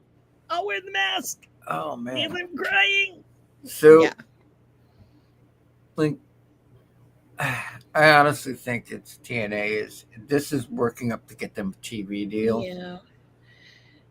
It gives like when they release talent from WWE, you could that there is a step to TNA, which is good. Mm-hmm. Yeah. Because that means, well, we can't use you here, but you can go over there and see if they've got a spot for you. And if you can't go there, now you can go to AAA. You know what I want to see? Because if we're getting more of this TNA, and now that Naya's been down at NXT, I want to see her and fucking Jess. That would be outstanding. I've said the same thing. Outstanding. I would love to see that because I just would. But that's just my fun things. And the other one that I really fucking want her to fucking pop her head in. Oh, Goddamn, drinking water. It's drinking water. I was going to ask you, hey, it's our favorite game. What's in your glass? But you have water, unless there's something else in it. No, I just cracked open the bottle. I had to watch, But yeah, no. I really want to see Tessa Blanchard. Bro. And I know people but you know what? Honestly, let's go there. Okay. I'm gonna go there. I've said it again. I've said it on episode 1 before. It's the fucking mean girls of fucking the wrestling scene who fucking really need to get over it. They do. They really do. Yeah. I kind of want to see Tessa and Cora Jade mix it up a little bit. Just a little. I'm good. I'm good. I'm good. I think she could get a really excellent match out of Lola Vice I have or had Jada the Parker. Either one of honor, those two. as you know, of watching her plan a match and watching her put together a match with talent. Mhm. I think you could put her with any woman on any roster at any time, and Mhm. you'd get a 5-star fuck Dave Meltzer match out of her. Out of anybody she put in there, because Tessa is amazing. Mhm. Well, you know, the world secretly wants to see her in like Charlotte. Fuck yeah, dude. Mm-hmm. Mm-hmm. Absolutely. I'm Except all that, for that. like, Tessa's like 5 apples tall. So, but most of those women, like, look at Alexa. Look at some of these women. Alexa's damn near borderline a midget. I know. I'm like this, like her and like Weird. Roxanne Perez. It's like, come on now. Like, Which yeah. Like, that girl, man, now that she's not around Booker T, her stock as a performer has risen so much. mm-hmm. I Fuck think that guy.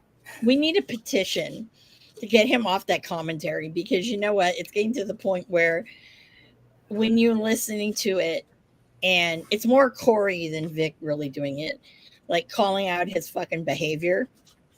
Yeah, that should tell you something.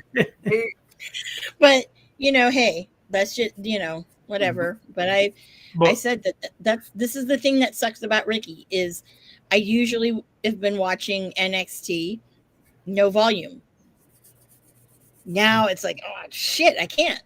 And then I'm sitting here like, dude, you must really hate Ricky Starks because you fucking bag on him every fucking time. And Because- also, yeah. Go ahead. No, my bad. Right now, the wrestling world is like on fire. There's and the problem is there's a lot of wrestling. Yeah. MLW, GCW, plus the documentaries, the Dark Side of the Ring. It's like, damn, it's hard to keep up. I'm not gonna lie because NXT, I watch the highlights. Raw, I'm more Raw, SmackDown, and the highlights of Dynamite. TNA is the same thing, the highlights. NWA, I keep in, here and there, but it's too much. It's like, damn, but it's interesting. At least it gives us to review, to talk more. And there's always breaking news now. There's always something happening in the wrestling world. Yeah. And it cultures our perspective, really. I mean, because you go back not even 10 years ago, back when I was enjoying Miss Amanda Jane taking the piss out of anybody on the internet that got in her way, which is the truth. I was the original Amanda Jane Mark. No shit. I'm like, oh, I have fans? Yeah. Not many people I have haters. I have a lot of them.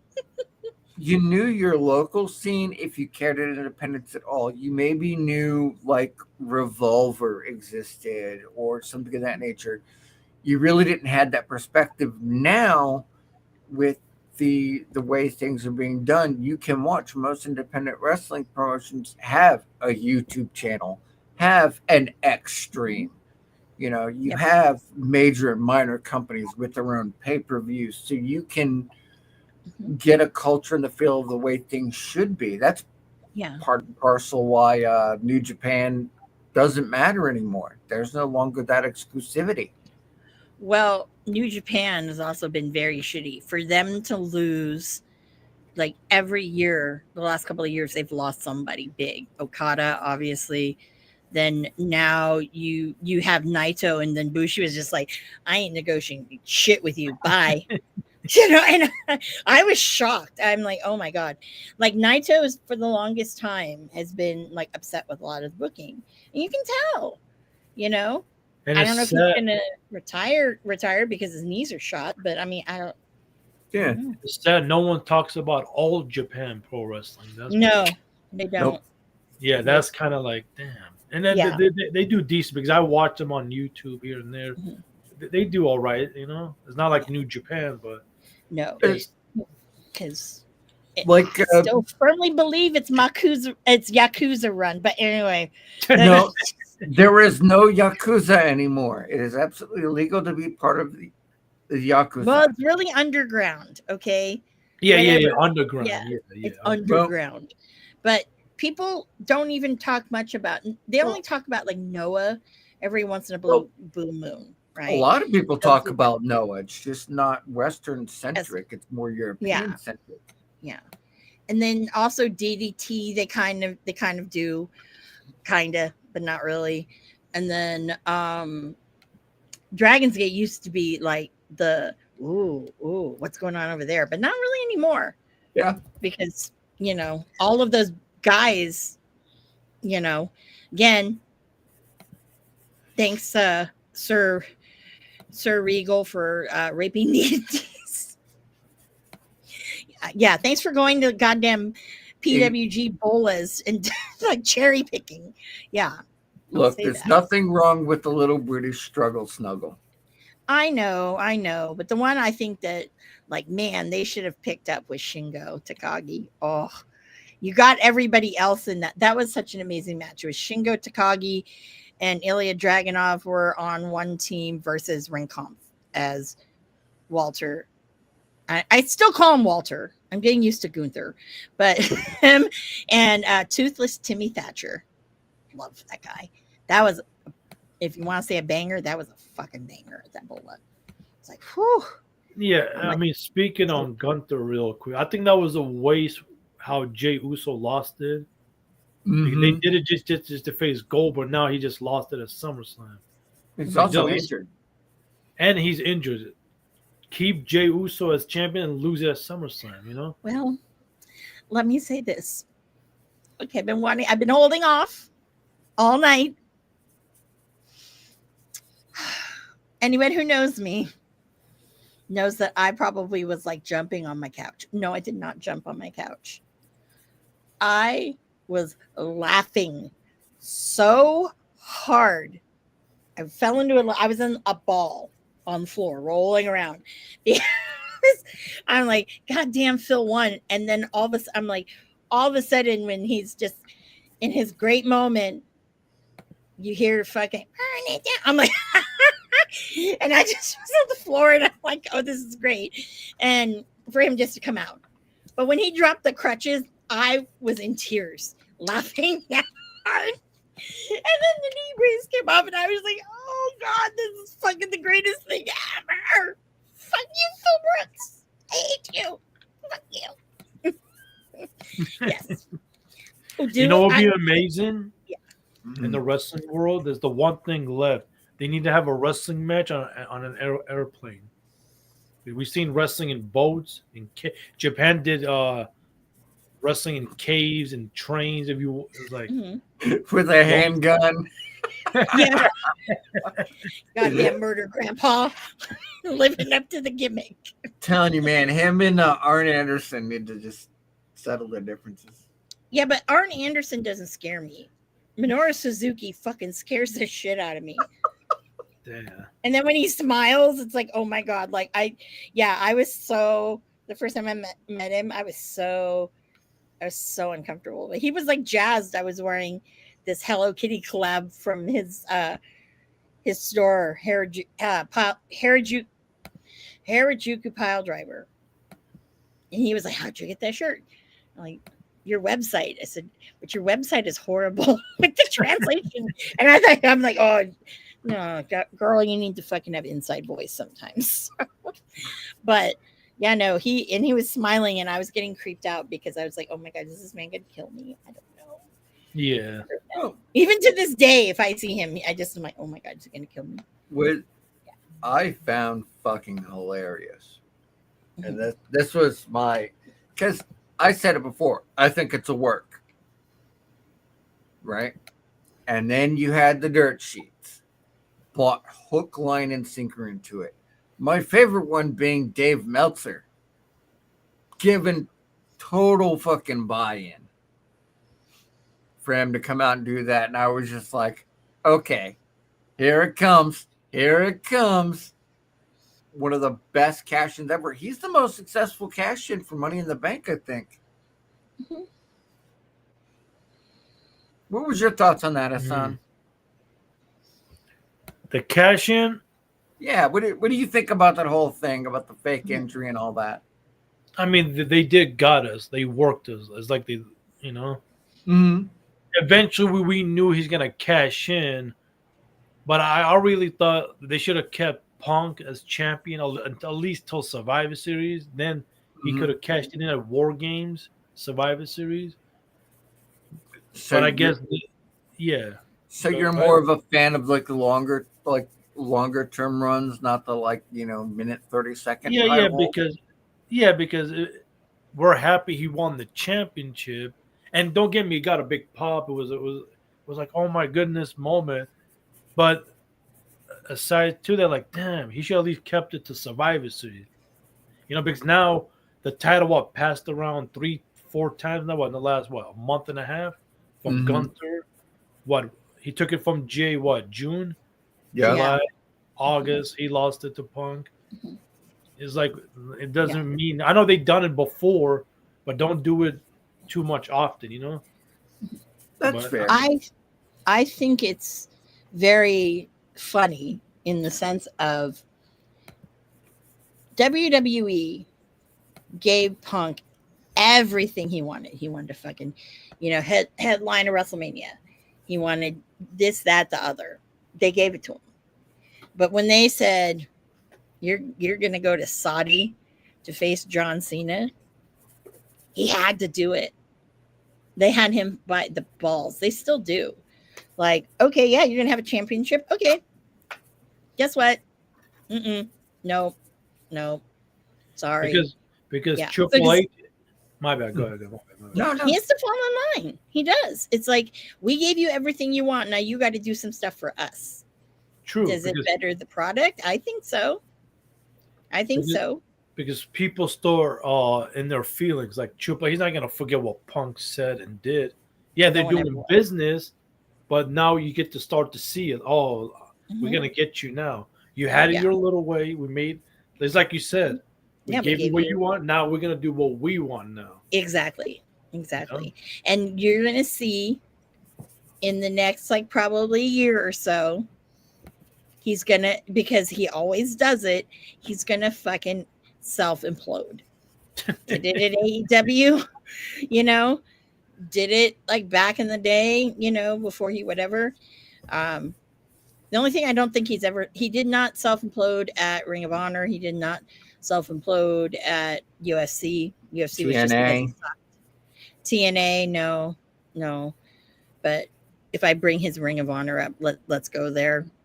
Someone carried him, but Well, I don't. I still, Go ahead. I still think it was a mistake for him leaving AEW because Tony Khan created a whole show for him.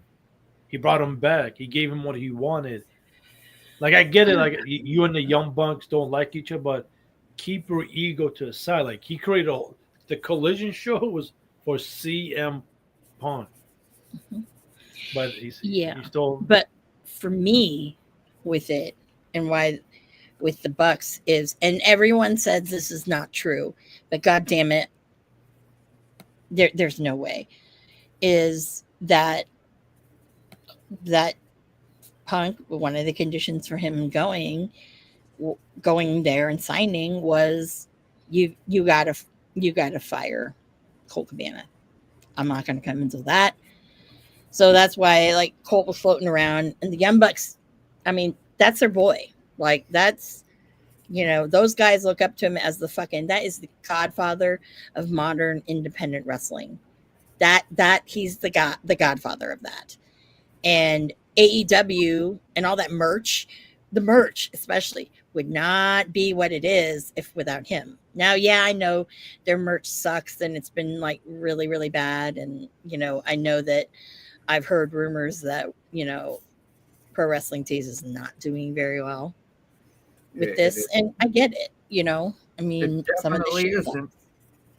Yeah, a lot of this shit sucks. It's like, I can't tell you the last time where there's been a really good fucking shirt that it's like, whoa, I can't tell you that.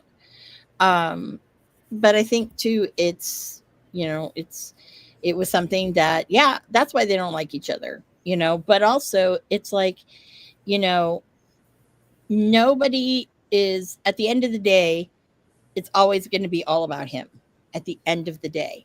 And even though, yeah, you had that show that was like all you, yeah.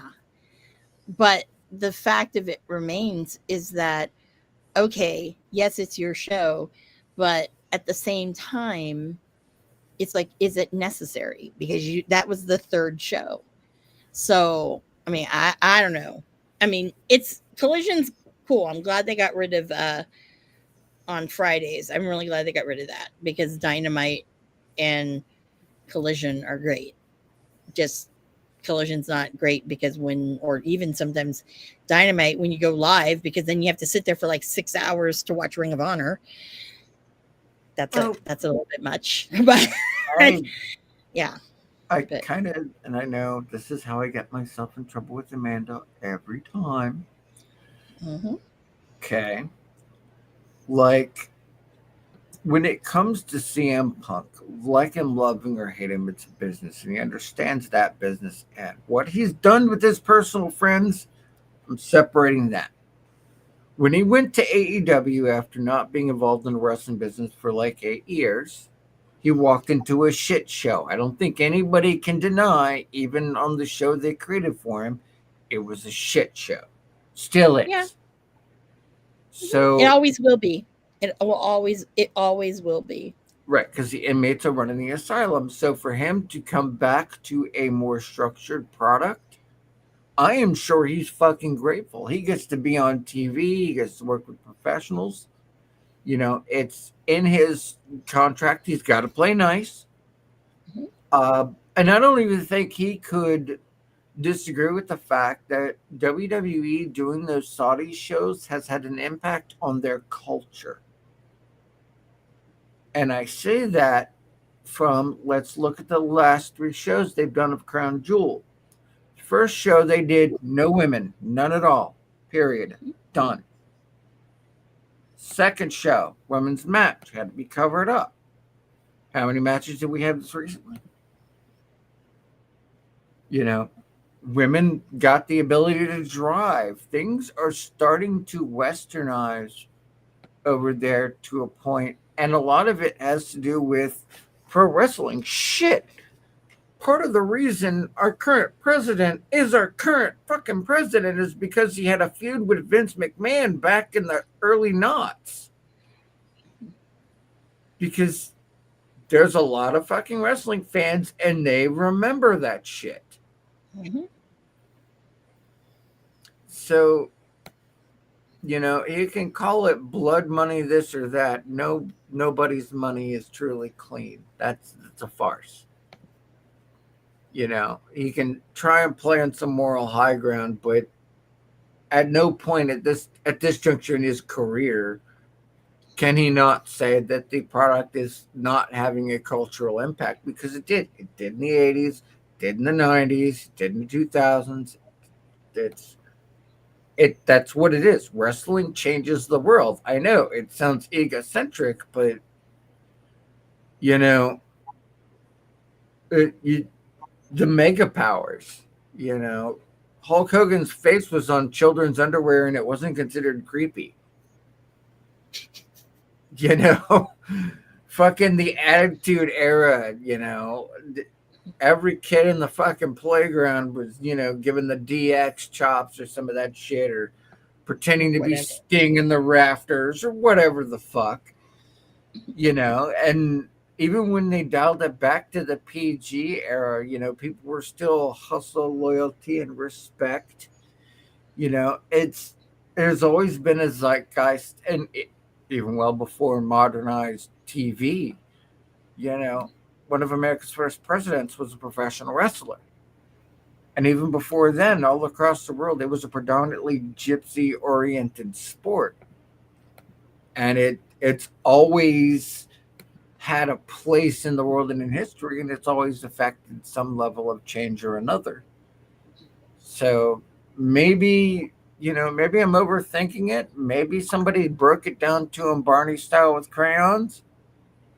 But I honestly think we are getting the best version of CM Punk that we're probably ever going to get. right, wrong, or indifferent, either somebody's got him by the balls or he's finally grown the fuck up. One of these two things has happened. No, someone has him by the balls. Is I it agree. AJ? Sorry. Did you Not hear his wife. this? The slip from Michael Cole? Yeah. But here's the thing: how long is that gonna last, though? He's gonna explode eventually. Yeah. Maybe. I'd say give it a year. Give it a year. Because it was AEW, it was like 2 years, 2.5 years. I don't think we're going to see an explosion. I think if at anything, it's going to go out in a whimper and a non-renewal. Almost guarantee it. No. It's I mean, yeah. I'll give you this example. Look at Goldberg, right? He got the big return. He was happy, but now he's mad about his retirement. They cut his speech halfway through. He announced, I don't know if he did a video. He's gonna expose more stuff. Everybody's waiting on that. You know, WWE does not forget when you No. play them, when you fight them, when you talk about AAA, especially Triple H. Mhm. Oh, they're gonna give you what you want, but somehow they're gonna sneak what they want. Well, that's just business. And they're in never, general. yeah, but with him, they're never gonna forget a lot of the shit. A lot of the shit he said. The Right. fucking lawsuit. That podcast was scathing. Right. Exactly. But And do you it's know like- what? Yeah. Do you know what that whole fucking to do with him did? I know there's fallout on the Colt Cabana end. Sure. No, there was a lot of fallout with a lot of Well, things. Sure. We're Yeah. taking that aside. Hmm. Him running his mouth and flipping out like that only made people want to watch more. Only made people want to, like, controversy creates crash, right? Yeah. Bischoff said it. Heyman's lived it. That's true. So what else is there gonna be with it? I honestly, if he's gonna go out, he's gonna go out as a whimper. I know somebody who knows him personally, and I know that sounds like a 12 Ways to Kevin Bacon thing, but I trust this person implicitly. You know, the dude is about business. You know, at the end of the day, it's business. And when he got his feelings personal, he was gone for 8 years and he lost a lot. So But that was his fault, though. nobody said it wasn't. Yeah. So I mean, he basically he always brings all this shit up. It's him who does it. So Sometimes it's our own worst enemy. yeah, well, you know what? That's what's going to happen, and history tells us that he's prone to do this. So it's just like more of, okay, what are the Las Vegas betting odds on this, that, and the other? But Triple H does it too, but he gets away with it because he's at the top. Of the Yeah, company. he's the almost one of the head guys in charge. Yeah, of course he gets away with it. And Yeah, now since TKO getting involved with WWE, you Mhm. know, and they're going behind Triple H's back, and I keep hearing these rumors. I don't think Triple H is gonna last. Maybe within a year or two, either he's gonna quit or they're gonna get rid of him. I think they're going to have to get rid of him, and I guarantee you it'll be one of the worst things for the product. But we see that, we the wrestling fans and people that know the wrestling business as much as we can, but they don't care. To them, it's about making money. Right. Yeah. And as I mean, long as Obvious. Yeah, As long- 2020. My bad. 2026. They made a deal with ESPN. So I don't know. Is it Raw, SmackDown, pay-per-views? But January is ESPN. They're showing. So no more Probably. Peacock. it'll It probably could be a be- simulcast Yeah. Could be NXT. because cable TV is dead. Yeah. Yeah. So Yeah, everything's becoming like they took those channels and made them to like an app type of thing. Yeah. I Yeah, will like- say, I do like Raw on Netflix because of the fact that since, yes, West Coast, you know, unless I, stream it or whatnot, because 9 times out of 10, I'm not, now that it's, on Netflix, but even before, I'm not seeing it. and whatnot. So I have to wait until 8 my time. Now I can come home, and even though, yeah, it's been on for an hour, like I come home at 6, 9 Eastern. Yeah, I can put it on and I can start from the beginning, which is great. Like normally you can't do that. I thought that was the greatest thing with Netflix, that it did that. So, I mean, I don't know. I'm like, I wish all of these were like this, because then, there's less of a chance of me getting spoiled about something because I looked at my fucking phone. And they're showing the old Raws too, which makes it Yeah. a lot better. Mm-hmm. And Mhm. WWE no longer has to fit the bill to keep Mhm. hosting a digital platform, because now Yeah. that's essentially off their hands. Yeah. And HBO Max, as far as AEW goes, yes, they've been putting an archive, but let's be fucking real. Like, there's a lot of things that are missing from certain years, and I'm like, what the fuck? So So you're yeah. saying HBO is a bad deal for AEW, I think Yes. so. Yeah. but it brings in new fans though. You know, But I mean does it? HBO. Yeah, but it's kind of buried on HBO. It's not like Peacock where, it's front and center and it says WWE, on the Oh, okay. no, with it. Netflix. No, Netflix will pop that shit up there, like boom. It's like on Monday, boom, it's right there.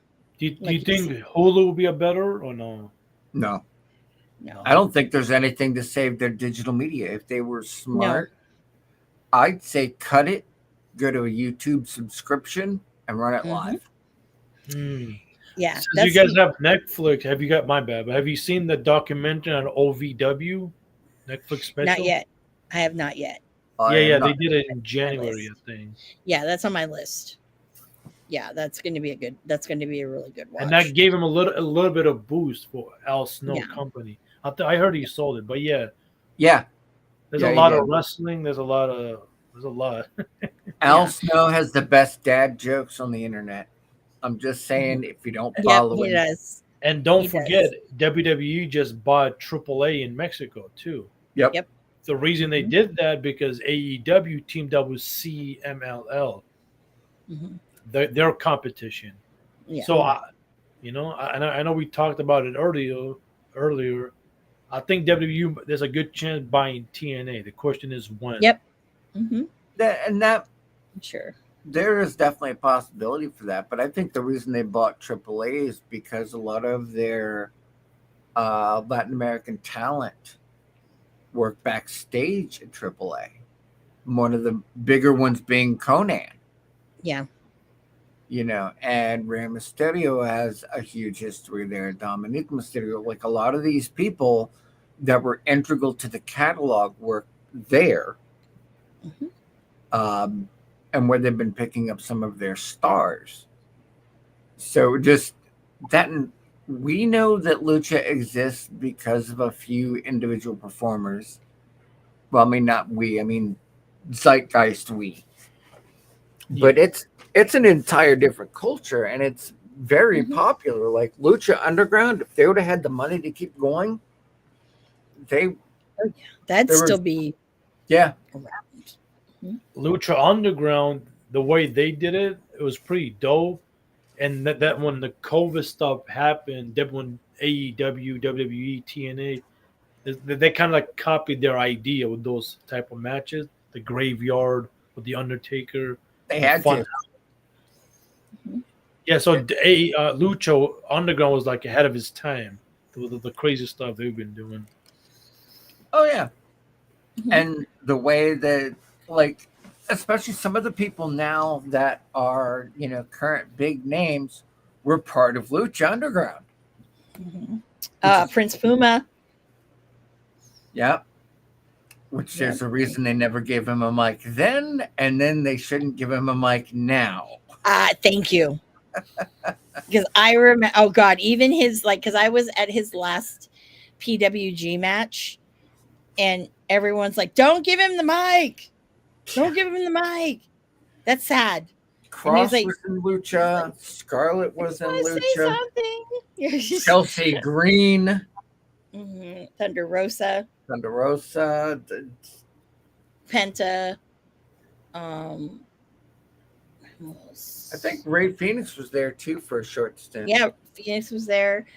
JC Mateo. That's still fucking Jeff. I can't call him fucking JC Bro. Mateo.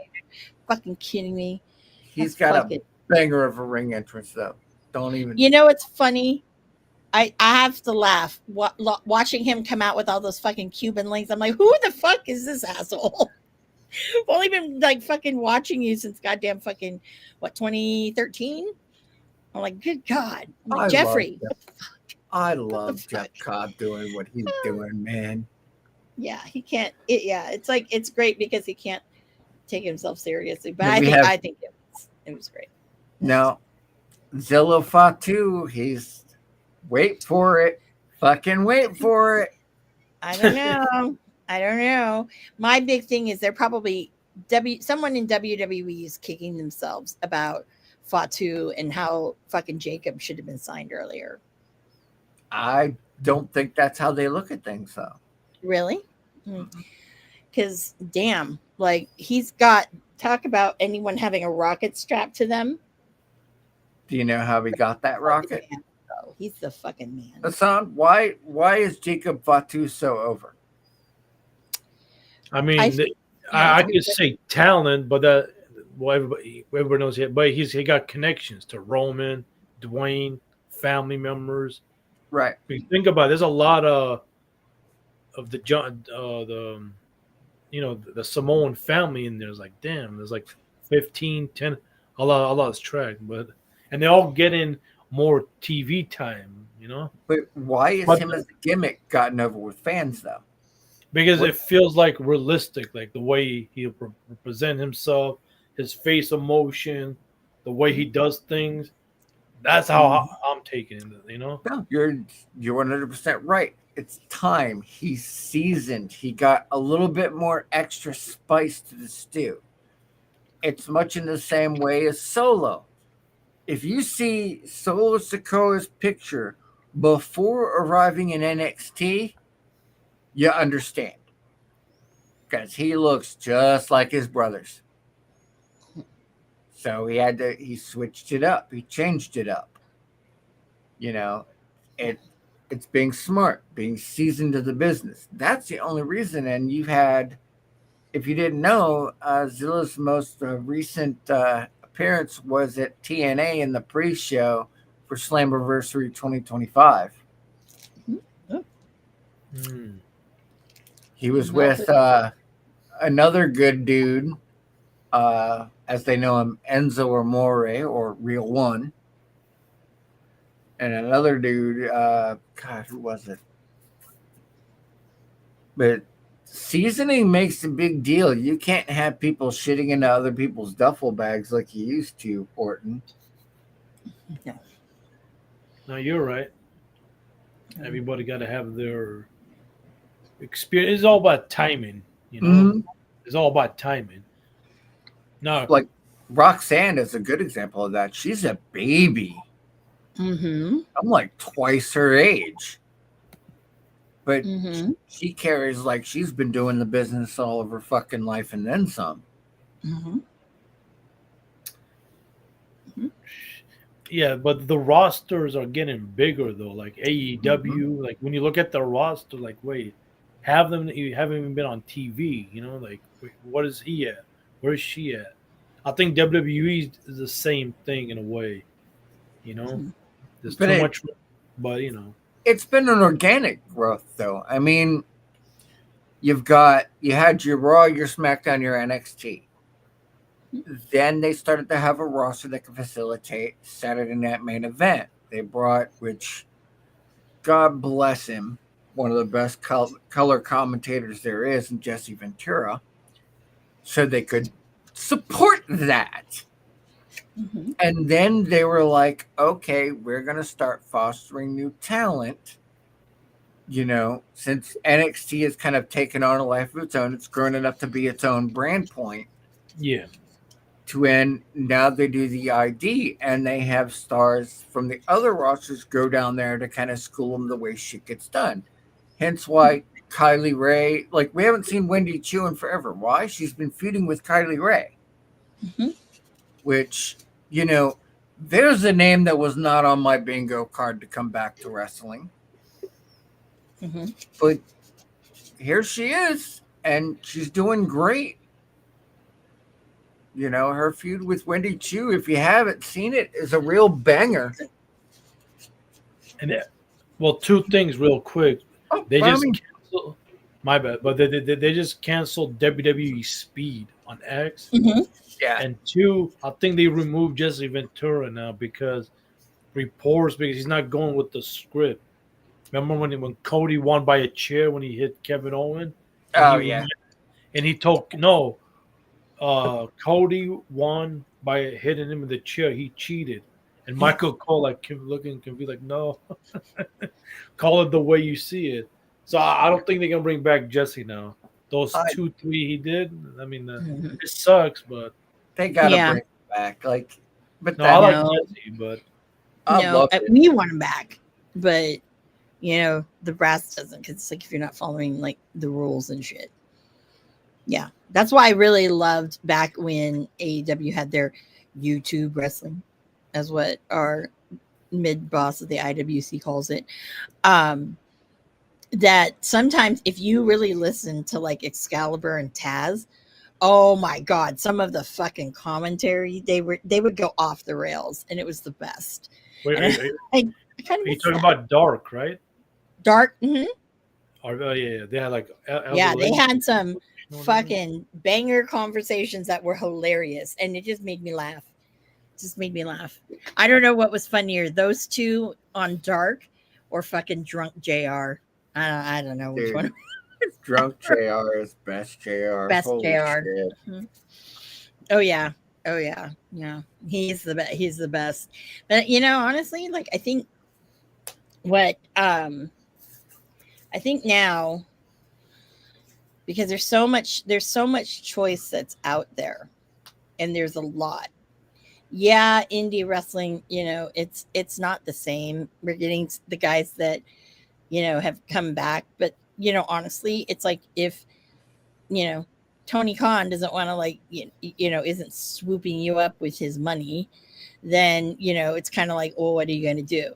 Case in point, Trevor Lee, Cameron Grimes.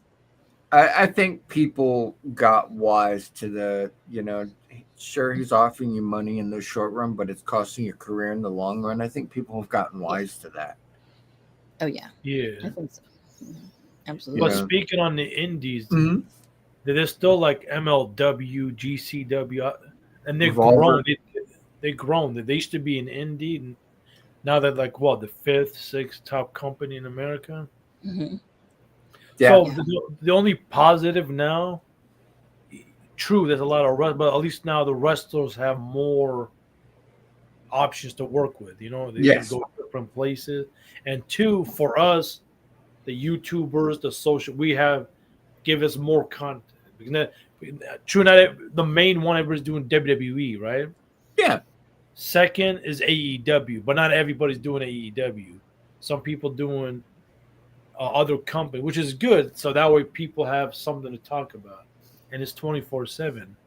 It feels like. Yeah, we talk about everything. Like that's kind of the one thing with us, and that's kind of what when I first came onto the show, when I got recruited, was because at the time when I met Ref Marsh, he was like, "You don't watch any WWE?" I said, "No."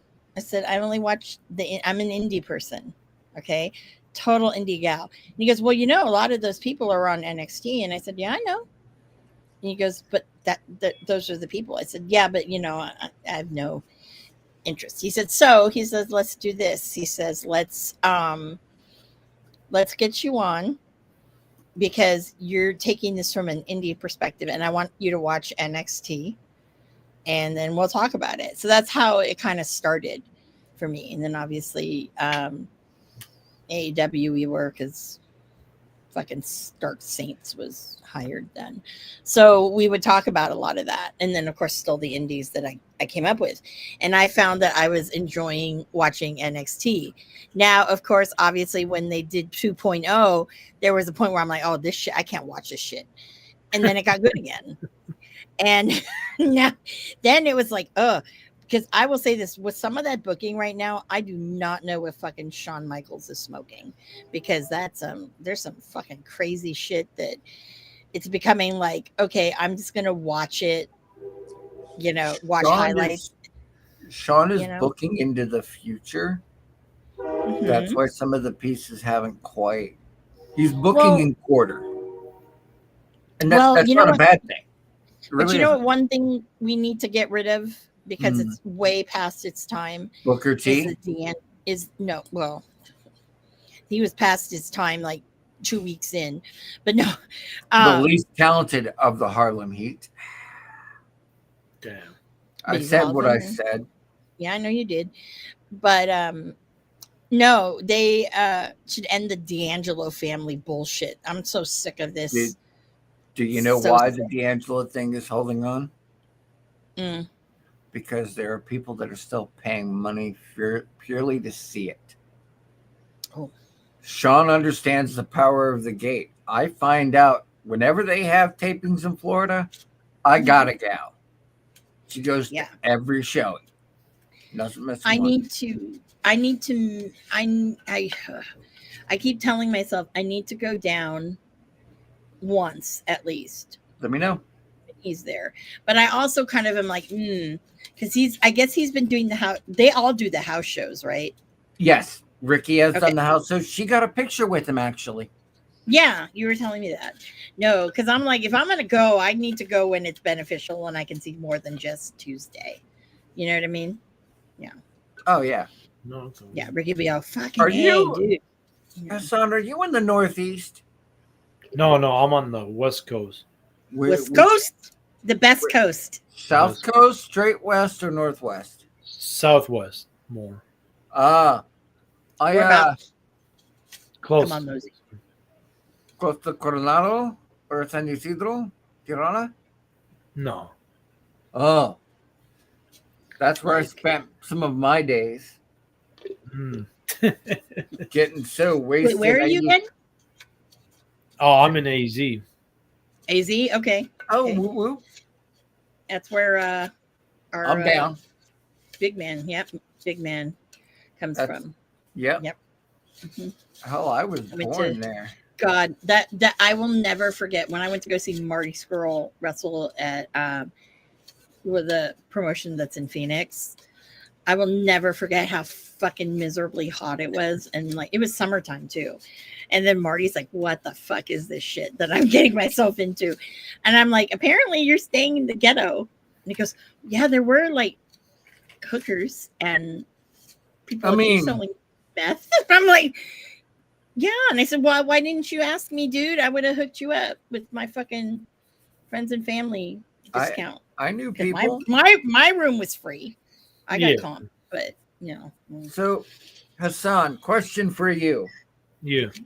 who has the best woman's butt in WWE right now in all of Mhm. their products? Who do you think is the best women's butt?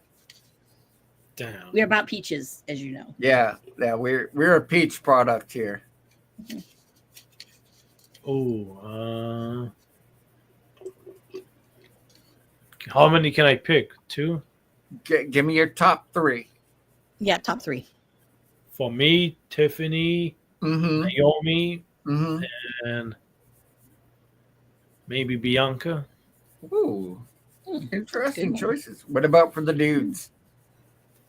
No. No, we're both equal opportunity.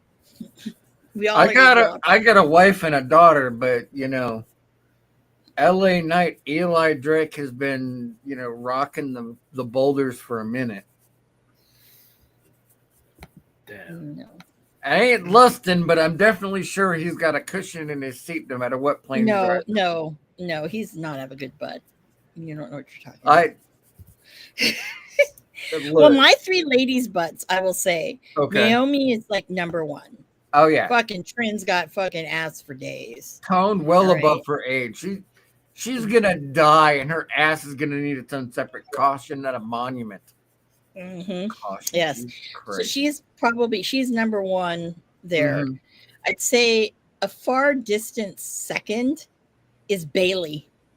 Fucking Pam got that big old ass. She does. I was have like, where that the fuck did that come from? I'm like, oh my god. And then the third is fucking Stephanie Becker. Yeah, Yeah. like But when she did that match with Lola Vice, oh, I was like, wow, that's a lot of ass. yeah. So Lola Vice will get honorable mention. I get unpopular opinions here on the cast. I'm gonna give it Vakir to number one. She looks like my ex-wife. I had to like something about her. Unpopular opinion. I'm gonna have to go with Lyra, and I would probably have to go with my number three. Would be God damn it, why did I lose her name? Or the dear little prodigy. I think she's pretty good. Well, I approve, and am very much pro Trinity. I have a weird sliding scale. So, what's your alcoholic drink of choice, Hassan, or is that a no go? No, there's no go. Roger that. Figured I'd ask. It's okay because you know what? It's not about what you drink, So you're but who drinking you're with? drinking with. That's the True. motto. Yep. So No. LA Night. Love. I don't know what you're smoking. Who are your top three dudes? My top three dudes. Yeah, WWE. Uncle Allen, number one. Because So it's not just a butt, it's phenomenal. I know why Wendy's been with him forever. All right, you can't tell me it's just the hair. I'm gonna go with LA Knight number two, and I'm gonna say number three is Nick Aldis. your selections are kind of whack. They're all over the place. I know, but They're not good. Like Look, I'm thinking of you all will- this, they're not good. you will Yeah. show Magnus the respect his butt deserves. He and I had a lot of heat. I NWA know. had a lot of heat. Asked Marsh. Marsh was like, "Holy shit!" Like when I fucking give people heat and they don't like it. Oh, All right, Hassan, your turn. You be ridiculous. We already were. he doesn't want to do butts. No. I mean, It need to be butts. I dude, mean, like guys, it's like with guys, right? I always feel like okay, and there were these guys at Money in the Bank that were objectifying all of the women's wrestlers. I said, so I turned around and I said, "Are we gonna do this all night? Because if you are," I said, "I don't mind talking about ass. I love asses, women's, men's. I'm equal opportunity, but you gotta let me throw some in there." And they go right ahead. They fucking loved it. what is up with Yeah. Samoans' butts? Samoans really don't have butts. It's like there's no firmness to it, I mean, that's why they had to, of course, marry in Trinity. None of them really have butts. It's kind of We- trust me, I don't. We're either, not but trying to make you uncomfortable, Hassan. No. This is how we No. are. no. No, But you're my- good. You're good. Yeah, All right. my top three. We Your already know top who's three. number one. We already know. Ooh, wait, What's up? breaking news. Austin Theory quietly removed from active roster. Correct. I don't know how Really? quietly. Well, is the active roster whenever somebody's injured, they tend to be taken off. He was injured at a house show, Yeah. and they kind of had to run with it in order to make sure that Grayson Waller still had time. He hasn't left. He hasn't been released yet, No. but No. that would be a shame because he's really talented. No. He's got an Yeah. okay butt. You have opinions. I see you have opinions, Hassan. What's going on? What's in your head? No, I'm just listening. It's all good. He's like, yeah. So we know what my number one is. Yes. We know what my number two is. Yes. Yeah. So obviously, Star Saints. But real quick, did you guys receive the channels I posted in the chat, private chat? I gave you like, yes. yeah, I don't know if you guys know about them, but those like a wrestling channels, they're really good. I don't know if you know about them, but subscribe. They do a lot of wrestling, especially the first one on top. He goes live every when Raw, Dynamite, and a big pay-per-views for AEW and WWE. Sometimes he does TNA. Same thing with the last one with Ross. The Bio and Andy, they come with good wrestling topics. It's more like a documentary. It's pretty dope. And then Wrestling with Andy, I've had interactions with. Not bad. Oh, okay. And the second one on the top is my channel. But, I already follow you. Oh, okay. I appreciate that. Yeah, but those are good wrestling channels to follow. I've got a couple. There's a dude, Hype the Commentator. He does match and major pay-per-view reactions, and he treats it in the term of a like you would having somebody at a commentator desk.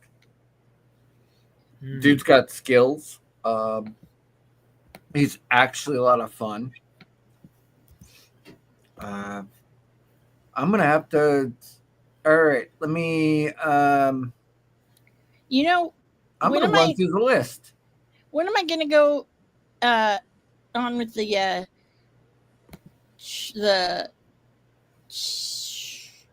grab? The boys from the UK. Oh, they haven't. They've been busy. I think there was some football thing, so I'm on it. I haven't forgotten. Mm-hmm. Yes. So we have, if you don't mind, I'm just gonna read off, the names of the channels. We have the Solo Monster. We have Hassan Tahir, 1980. Obviously, if I didn't like him, he wouldn't be here. Wrestling Bios. We have Wrestle with Andy. And we have Kicking It with Ross. And I will not screw up. Copy this, and I'll make sure I put it in the link description gimmick thingy. I'm a hot mess. No, it's all good. Yeah, I mean, those channels are very, very interesting, And the wrestling bios, what he's doing right now is very good. Is the Monday Night Wars, like every episode, every pay-per-view, he shows the matches, talks over it. The way he does his videos is pretty awesome. I'm curious what his perspective on, because I'm of the firm belief that the shot that kicked off the Monday Night War was the night that Medusa threw the women's title in the trash. Yeah. I feel like that was the first real shot that kicked off the Monday Night War. Good question. But here's the thing, though. Wrestling Bio and Wrestling with Andy, they're more like a documentary. So you're not going to see their faces. The Solo Monster and Ross, you get to see their face and they give their commentary. But they don't do panels and stuff. It's just usually them. Oh. Yeah. All these channels just by themselves. And I'll give you 3 more channels, but they do panels. You can go up there and have a conversation. We have Chat Grapple and Cheap Pops, if you're not familiar with them. They are a couple of dudes out of the UK. They are a lot of fun. God, who else? I mean, it's weird that a lot of the people I would direct you to to talk about wrestling are professionals. The one I just sent right now, she met Tony Khan. She talks about Ring of Honor, Raw, SmackDown, Dynamite. But Oh. you gotta email her, and then she can like send you the link and stuff. To be on. Oh. Yeah, she's very interesting. Yes, yes. It's a name I know. It's Tati. Yeah. Yeah. Tony Khan does not like me. No. Yeah. There's Yeah. So to be on her show, just send her an email. Hey, I want to be on the Monday show or the Wednesday review Dynamite, Raw, or SmackDown. Yeah. She does watch alongs as well. Very, very interesting. That is Wrestle Tati. That's TATI. Yeah, For those watching at home. Well, just want to make sure, in case I forget the links. If you were watching here, you got the names here too. Yeah, and for Amanda, this is great stuff. All those channels are great to watch, and it's gonna enter you in the whole new world of YouTube. Like, wait, there's more wrestling channels you're not even aware of. Yeah. And then the more you sub to, and that's gonna be good for you guys because now they can see your name in the chat, leave a comment. Like, wait, let me, because you know how everybody checks everybody out. Oh yeah, of course. Yeah, we do it too. Yeah, we do. I don't do it as much, but That's because my I'm like job. we're all. Yeah, well, that's your job. But no, I mean, my big thing that always freaks me out is because I've actually some things that I have said. I've actually matches have come because of things that I've said on the show.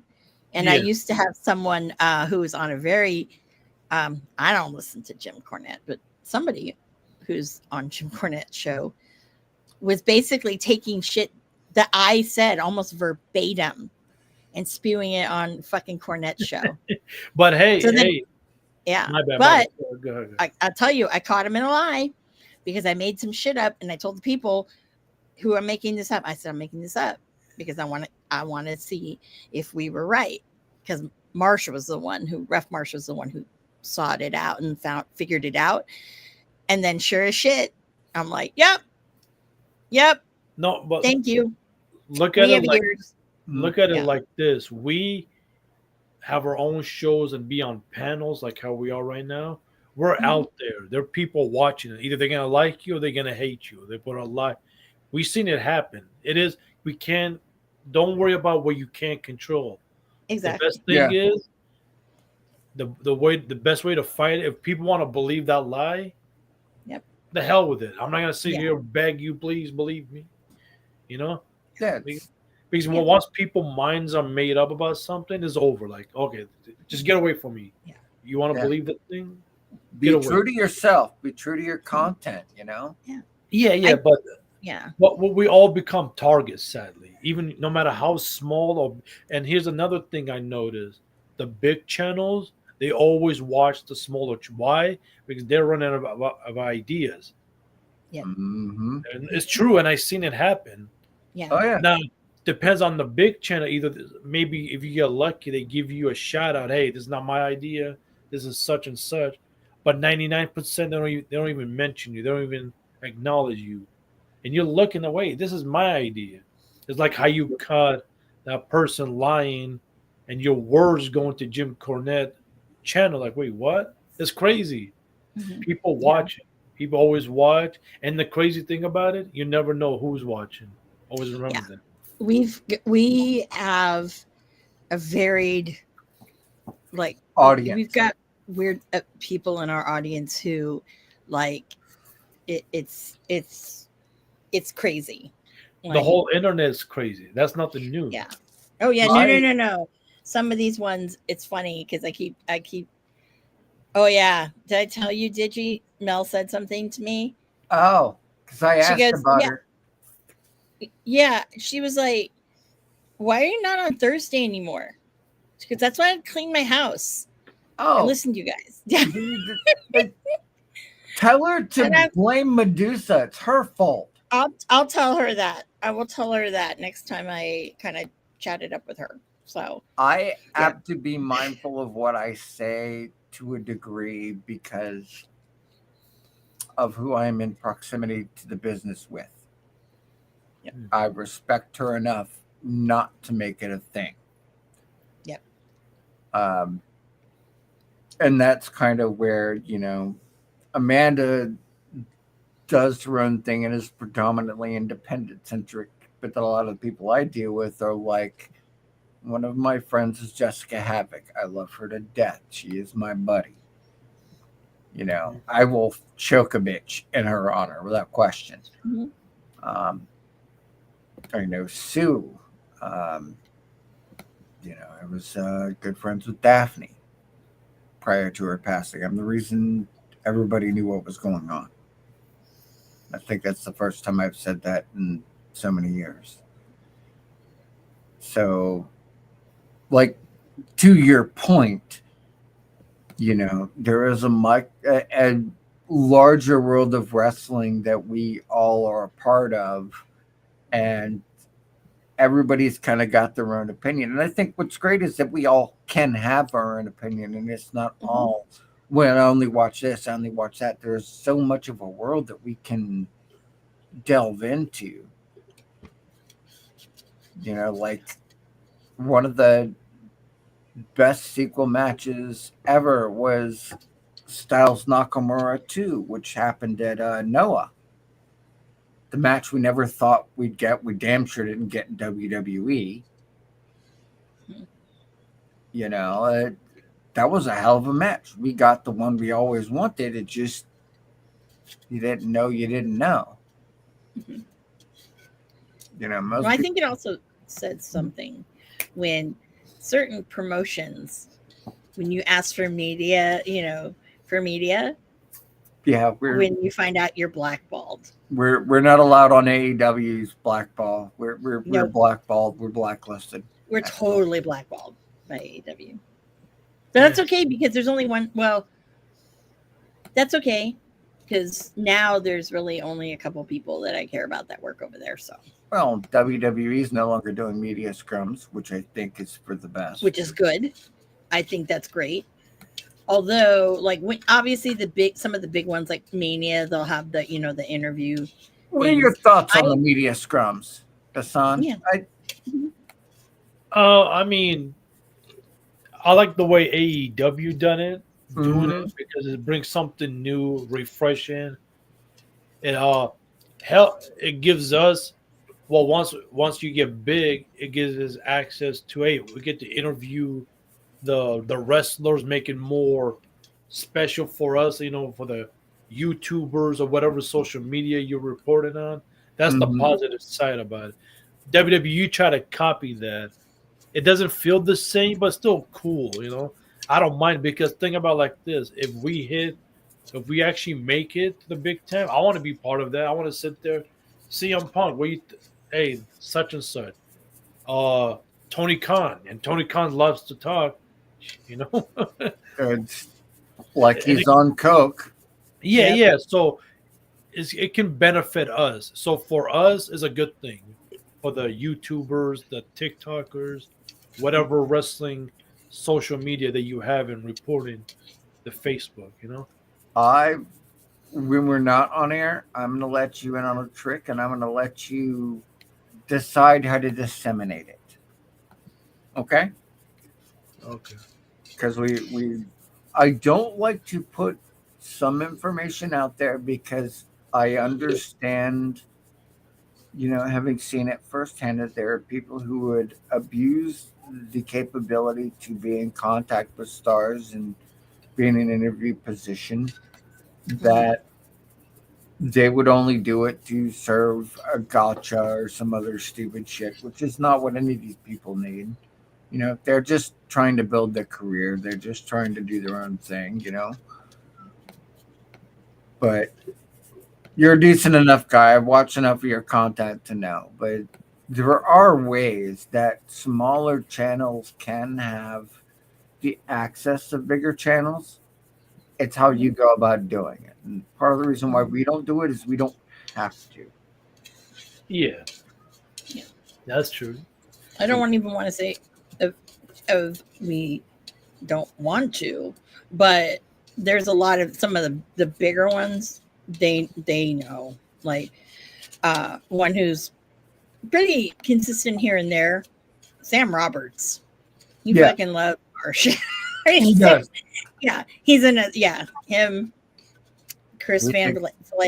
Vliet. Yeah, I've like seen him twice, and he's like, God. He says, I love it. He says, you're so feisty. I'm like, thank you. I'm like, I'm just me. Good. Tell it how it is. He can guess Tell it how it produce. Yeah. Yes. And yeah, Digi was. Yeah, I told Gigi it was hilarious because I had a fan at WrestleMania who noticed me. I was like, nah. Like, but does he have our merch? What the fuck? Come on, No, we gotta chill. I know, but the link thing is so hard to do. We need to get the Yeah. easy link back. And we need new merch, but that's just me. That is just How come me. you guys don't use StreamYard? They normally do. The reason why is because when I first started doing this gig, StreamYard would only let you put so many scenes together and so many producers. Whereas something I like to do, like when I took over the Chaser, it was they used the same set, the same design, the same format. And while March would give me access to that, I wanted to see us as a show like a separation. Not we're under the same banner, but that when you come to the Chaser, you can look at the background, you can look at the feel, and this is the Chaser. Oh, okay. So I know some of that's changed. I am on top of that because I don't mind using StreamYard. But for the moment, I'm doing it this way so we have more of a visual autonomy. Like, how many people can be on the panel on here? how many do you want? We had one day we had like what, 6? 6. The day that I actually was the adult in that one. So funny. Digi's the one. He's as anyone here knows that he's here to make sure I behave. It was so good. I had to make sure. Oh my God, that was horrible. That was just that was like hurting. Not even cats. It was like hurting fucking ants. Without dropping a frame, I can have 34 people at the same time. Oh, at 1080p quality. That's too many people. Yeah, too many people. We ain't doing that though. Well, if you had that, the likelihood, I think that there would be over 70% of the people would love fucking Ocean Spray, and I'm gonna chop each one of you down like a tree. Yep, you're gonna. No, I'll change your mind about that guy. I sure will. Glad he's injured. I don't think he's coming back to. I swear to God, if he comes back to wrestle at Forbidden Door, okay, he's probably gonna aggravate his fucking neck again, and then he'll never wrestle again. Hallelujah. But then, damn, who am I gonna yell at? Yeah. What are the Ninja Turtles without Shredder? Yeah. Well, I'm a little upset that AEW is moving everything back to the East Coast again. So all of those, like Wrestle Dreams going back east, Soulful Gears going back to New Jersey. I'm like, what? Because it's like you can't draw out here. Like, no, your pay-per-views they have though. I mean, their gate attendance has been down hand over fist over the last year. Yeah. I mean, Wrestle Dream, the first one was great. That Climate Pledge Arena, or whatever the fuck they call it, wall-to-wall people. They only blacked out what they normally black out, which is the rows behind the hard camera, and then certain other ones because of the set and whatnot. But yeah, no, I mean, they did that. Revolution, when it was in Chase Center, another one that was a really good one. Yeah, and actually every time they did one in LA, but I only went to Full Gear that one time. Oh, you went to Full Gear? Yeah, when it was at Kia Forum. Oh, okay. Yeah, the night that fucking well, Ricky and Big Bill retained the titles, but then they had that huge thing they were going to do, and I'm like, please God, don't let it be what I think it is. And of course, it was. They're fucking announcing that fucking Will Ospreay is all elite, bruv. So if you go back and watch it and you turn the volume, you actually can hear me. You can see me. I'm standing up on the chair, two middle fingers. And there's one part where like you can hear I'm so loud. I was like, nobody wants you here. Get the fuck out of here. And I kept saying things like that. And then all of a sudden he says, pipe down, bruv. And it wasn't until my friend Willis realized who he was talking to. His friends were like, I think he's talking to Amanda. I'm like, yep. Because I know how to rile that motherfucker's feathers. Then he had the audacity to fucking blow me a kiss. I was like, fuck you, asshole. You want to fucking go? You shoved me. Yeah, he's a horrible person. He shoves women. Anyways. Yeah. Yeah, I'm just saying. It's not a breath. It's not You guys can flip out about like fucking, oh, Marty Skrull's a pedophile. Pedophile. Except he isn't a pedophile.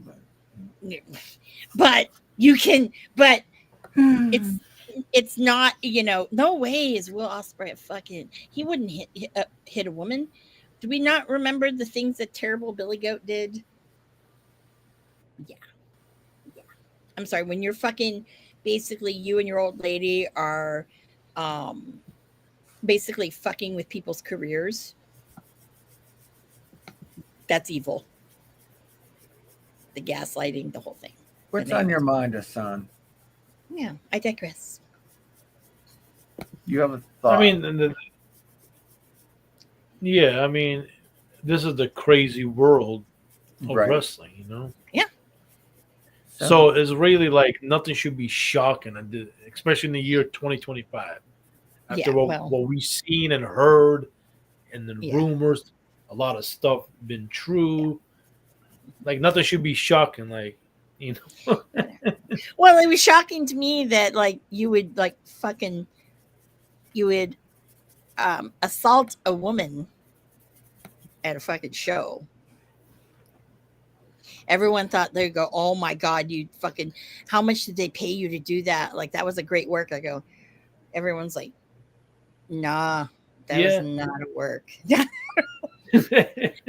Yeah, no, it's on YouTube, people. All you have to do is West Coast, type in West Coast Pro, Will Ospreay. They have the match on there. You're welcome. No. Yeah. That brings me to a thought. And I'm going to propose it to Hassan since he is our lovely guest. He's our Vanna. Do you think the Attitude Era as a whole created the environment to make a lot of this bad behavior more acceptable? Well, the bad behavior was there even before, but they knew how to hide it. ECW was like, say, you know what, let's screw it and let's go crazy. The Attitude Era was doing exactly what ECW was doing, but more on a TV, higher level. How you say, like more calm a little bit, right? A little more tame. Yeah, more. Yeah, like not like crazy like ECW. But they know how to. Now, don't get me wrong. Attitude Era had the crazy, like, what the hell is this? But all that's got overshadowed by how great the Attitude Era was. Right. If you go back and actually pay attention, there was a lot like, wait, what? How the hell did we cheer this on? You know how? Wait, they did what? But people forget. That's the thing. Life goes on. Same thing with Ruthless Aggression Era. There was a lot. Now, they had better wrestling, better storyline, but they did crazy stuff. You know, people complain about things, just about anything, but in the end, they're going to forget and move on and look back and like, wait, how did we cheer this on? How did WWE get away with this? How did ECW get away with all the stuff they've done? You know, Fair. So you would say it's not necessarily that it had an impact; it just became more obvious. more obvious and more acceptable. Like, Mm. hey, screw it. Like, hey, I'm enjoying it. I'm enjoying the TV. The hell with it. If USA Network is cool with it, I guess. You know, they're not turning. They're not being upset. They didn't cancel Raw or UPN didn't cancel SmackDown. You know, Yeah. Even though there so was plenty of episodes they should have. Dear God. I mean, the USA did get mad when Brian Pillman pulled out a gun. Yeah. Well. You know, but somehow they got away with that. You know. And then there was the Raw that got stopped due to cable issues. Still hits me in a different way.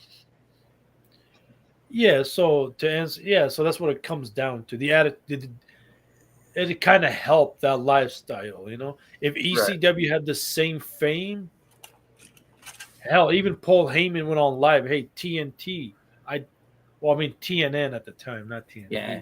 I dare you to throw me off the air, and he broke every rule in the book purposely. Mhm. So he was purposely trying to get off the air. Like, you're not gonna tell me we can't do this because you're gonna ruin the show, you know. Yeah, we're gonna do what we're gonna do, and it became. Yeah, I like that thought. I agree with you. I feel like there's, you know, all these things because the wrestling business. Paul Ellering was once interviewed by the police because of a woman who ended up killing her husband, and she blamed him, and he had like saw her in passing one time. Yeah, Like that, and those are just a small amount of a shit ton of stories that, you know, today would seem, you know, trite and commonplace, but back then, man, it was, if that would have gotten out, it was, you know, the steroid scandal, I think, is probably one of the bigger moments that nobody really talks about in wrestling, because that hit a spot where, you know, these modern day gladiators, these modern day superheroes were now getting called into question, especially people like the late Hulk Hogan was called out as having abusing steroids. yeah. And that rocked a generation of children. Like, that was all anybody could talk about for the longest time. I know that's when I grew up in it. So that's what do you hearing our thoughts, Amanda? What is your perspective? God, don't get me started. Seriously. I don't know. I feel like the I don't know. I feel like now, even though you hear a lot about, oh, the guys in the locker room nowadays are different. You know, no one's going out doing all the partying, getting shit faced. Well, the Europeans do, but you know, Yeah. but yeah, or if you're a risk, well, actually, a lot of the even fucking New Japan people. But no, but back in the RH days, yeah, a lot of those guys, you know, when Vegas, Sam's Town. I hate when seeing not Super Card of Honor, Death Before Dishonor and Anniversary Show. Those were always put at fucking Sam's Town in Vegas for years and years and years. Now it's like, no. I'm like, that was like historic. I mean, those were great. I mean, people, it was like, it was, you know, everyone, not, they would always sell out and just shit like that. And I'm just like, wow. Okay. But I don't know. I mean, I think sometimes that, you know, the new modern wrestler is since there's so much, out there, all this social media, you're going to get put on blast quite frequently and often, and it's going to spread like wildfire, and it's going to become a game of telephone. So I think a lot of them kind of keep that stuff on the down low, and it's not as open. Now, when you get some people who kind of catch wind on it and they want to fucking throw it out there, because there are quite a few people I see this doing this as like fans. It's like, there's certain things that you gotta you can't throw out there because this is someone's livelihood. You're not seeing like the plane ride from hell anymore. I mean, if they're smart, they're going to have like they're like, if they're going to Saudi, they're going to have their roster like separated, because if one plane goes down and you have all these people on it, yeah, that's a tragedy. So I think nowadays everybody's kind of, silent, doing their own thing. Because I know like Uncle Alan was like so excited when he got that portable fucking Xbox or whatever it was, or PlayStation. He was like, holy, yeah, he was like stoked. A lot of the wrestlers were stoked because they were giving them those and shit like that, because that's what these guys do. A lot of them, they're boring. They're really boring. They're not out there like, I gotta use Joey Janela as yeah.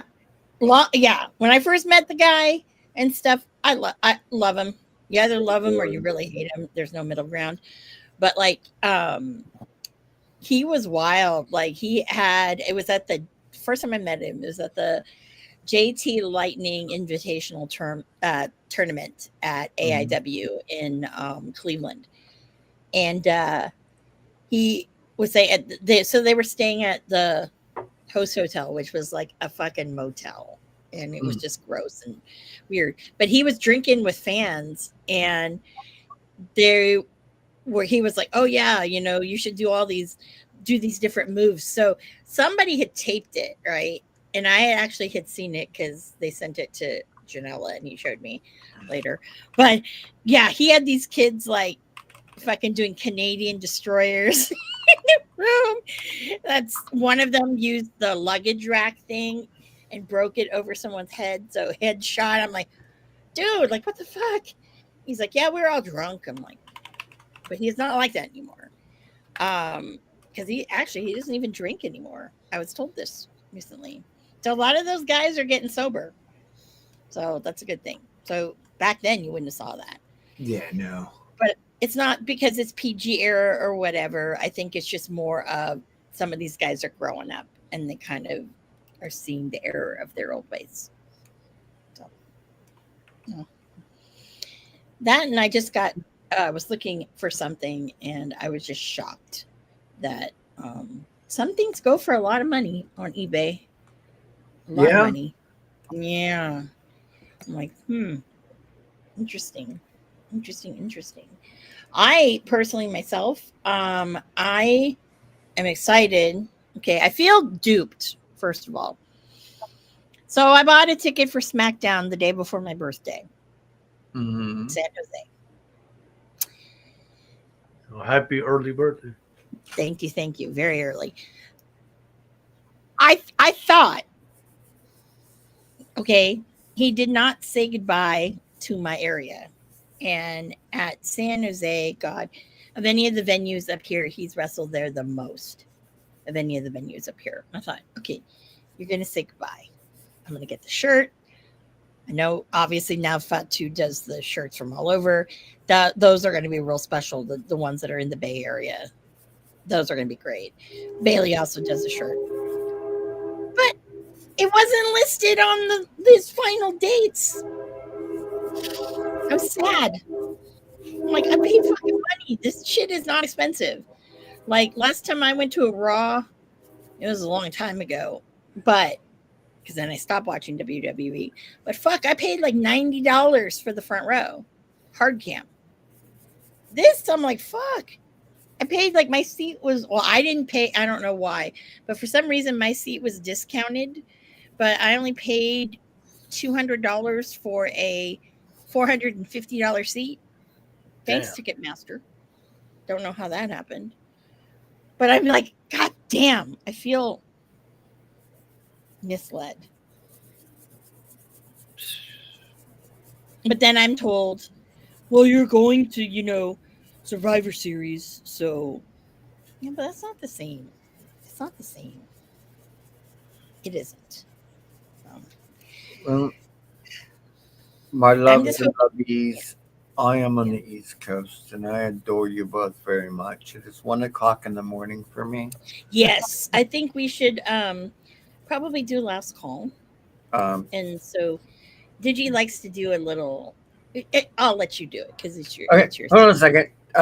Just so we are, keeping on the above and board, all the links to the podcasts that we have talked about over the show have been put into the description. So if you could, if you're hearing this, check the description. Please go show some love. Let them know that these creators are appreciated for what they bring into our world as wrestling fans.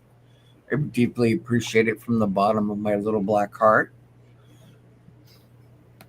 Especially our boy here, Hassan, who has been a real trooper putting up with our shenanigans.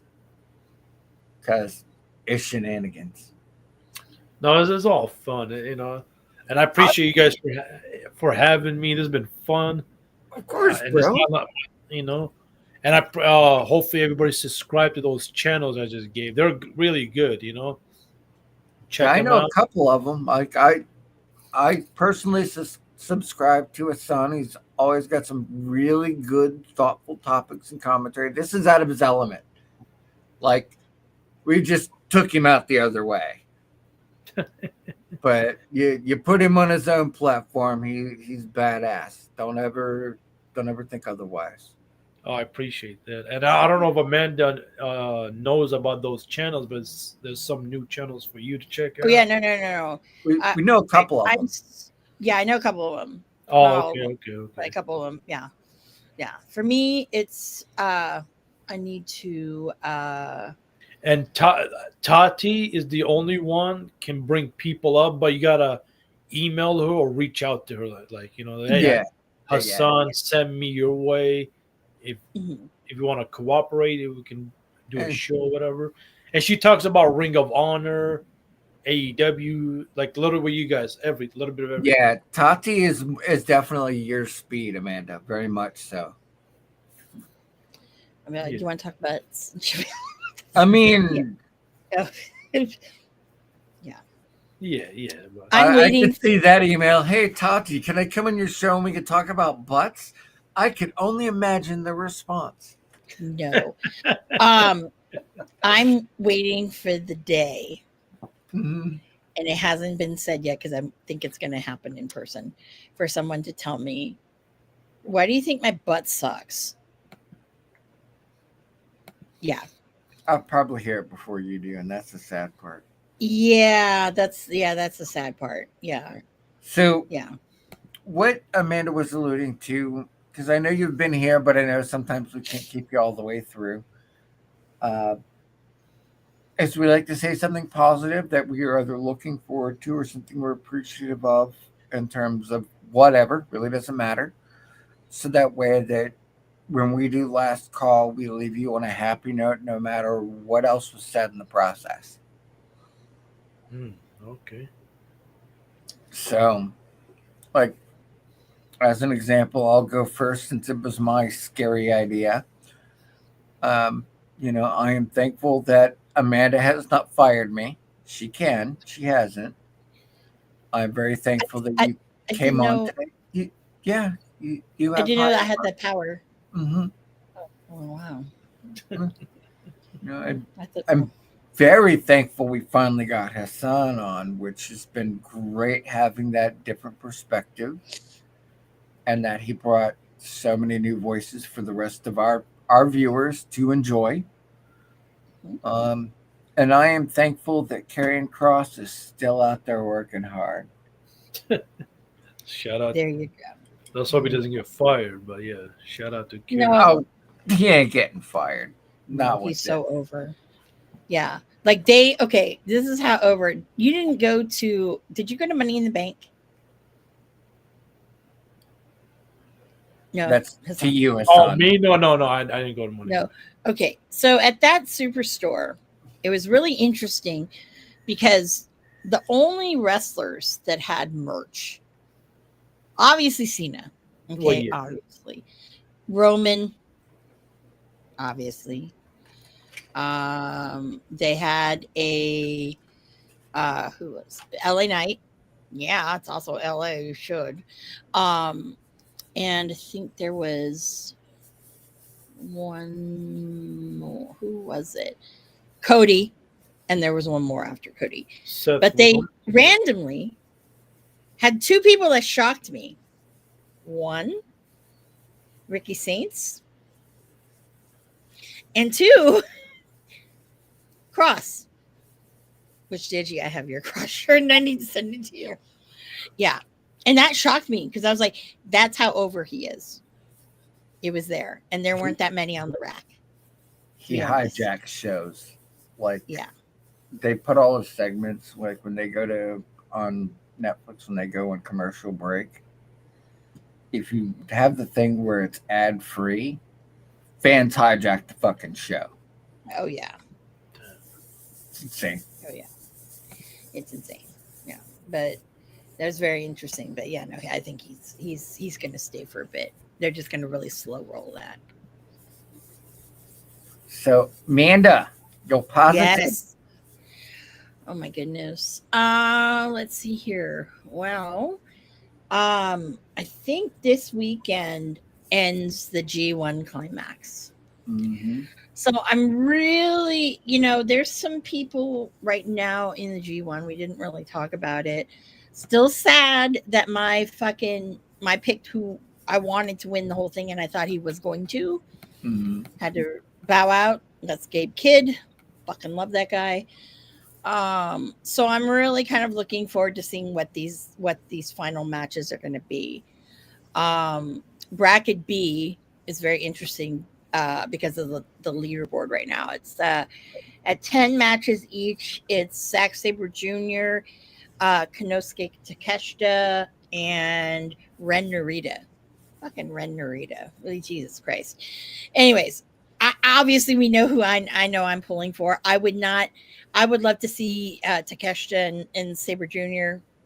kind of go for that on that side of the bracket. The other side of the bracket, it's okay. The only person I'm really kind of like, I'd like to see move is like Shingo. But, so it's a weird G1 because this year there was no Naito. There's no Ishii. There's a lot of those staples that we know aren't in there.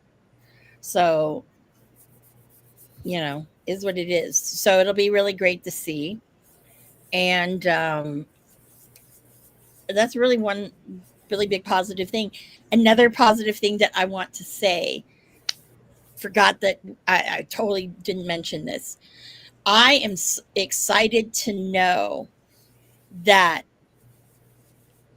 the BFD, Carl Fredericks, formerly known as Eddie Thorpe, is back on the fucking indies. He showed up at West Coast Pro.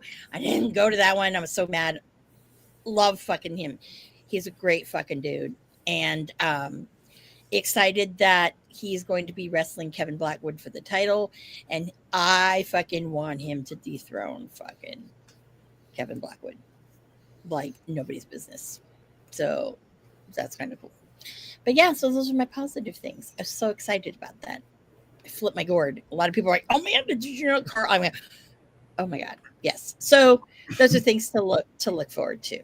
So I think I want to thank everybody for joining us for this very, very long episode 1. Wait, Hassan gets to say positive things. Oh, sorry. I thought he did. Jesus, this Oh is my why God. I am the producer. This is why we can't have episode 2. True. I always fuck it up or something. Well, for me, I appreciate you guys for having me on the channel. I love meeting new people. And now people that are watching or they're gonna watch the replay, salute to you. Subscribe. Check out the channels that I shared with everybody. You guys will enjoy them. Links are in the description. There you go. And then yeah, we just move forward, you know, grow and have great conversations, you know. This is about fun, you know. Absolutely. And sometimes we're gonna have our moments, you know, but it's part of the game. We're all part of it. It is what it is.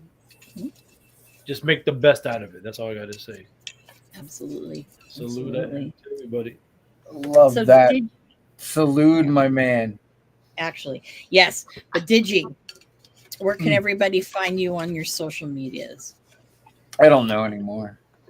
That's your job.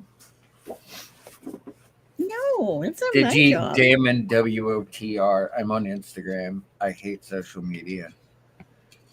I know I should have it, but You don't need it. So Hassan, tell us where your social media is and what your handle so people can follow you. Yeah, for me is at Hassan Tahir 1980, the Hassan Tahir Show on YouTube.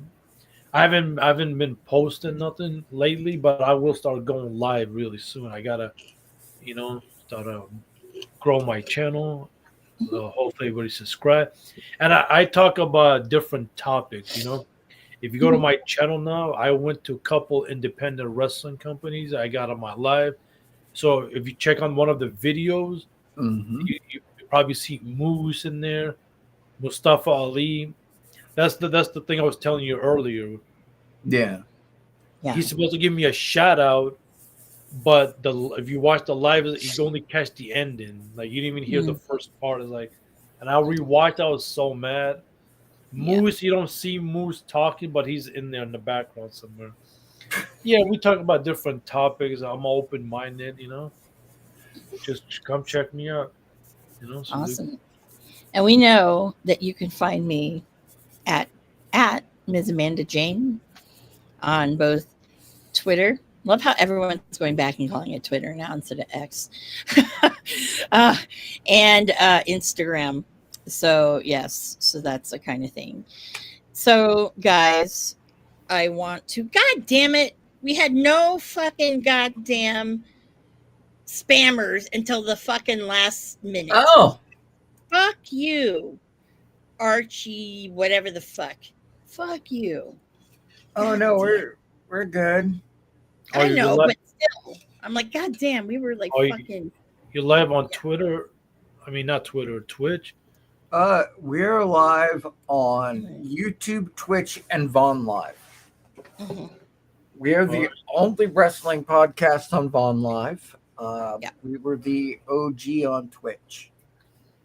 Well, salute to the Twitch people and Vine. I never even heard of them. Really? Yeah, Vaughn Live. Yeah, our comrade, Black Box Tom, has got a really great BAUGHN .live. VA, you said? Here, I'll put it in the chat thing. Yeah.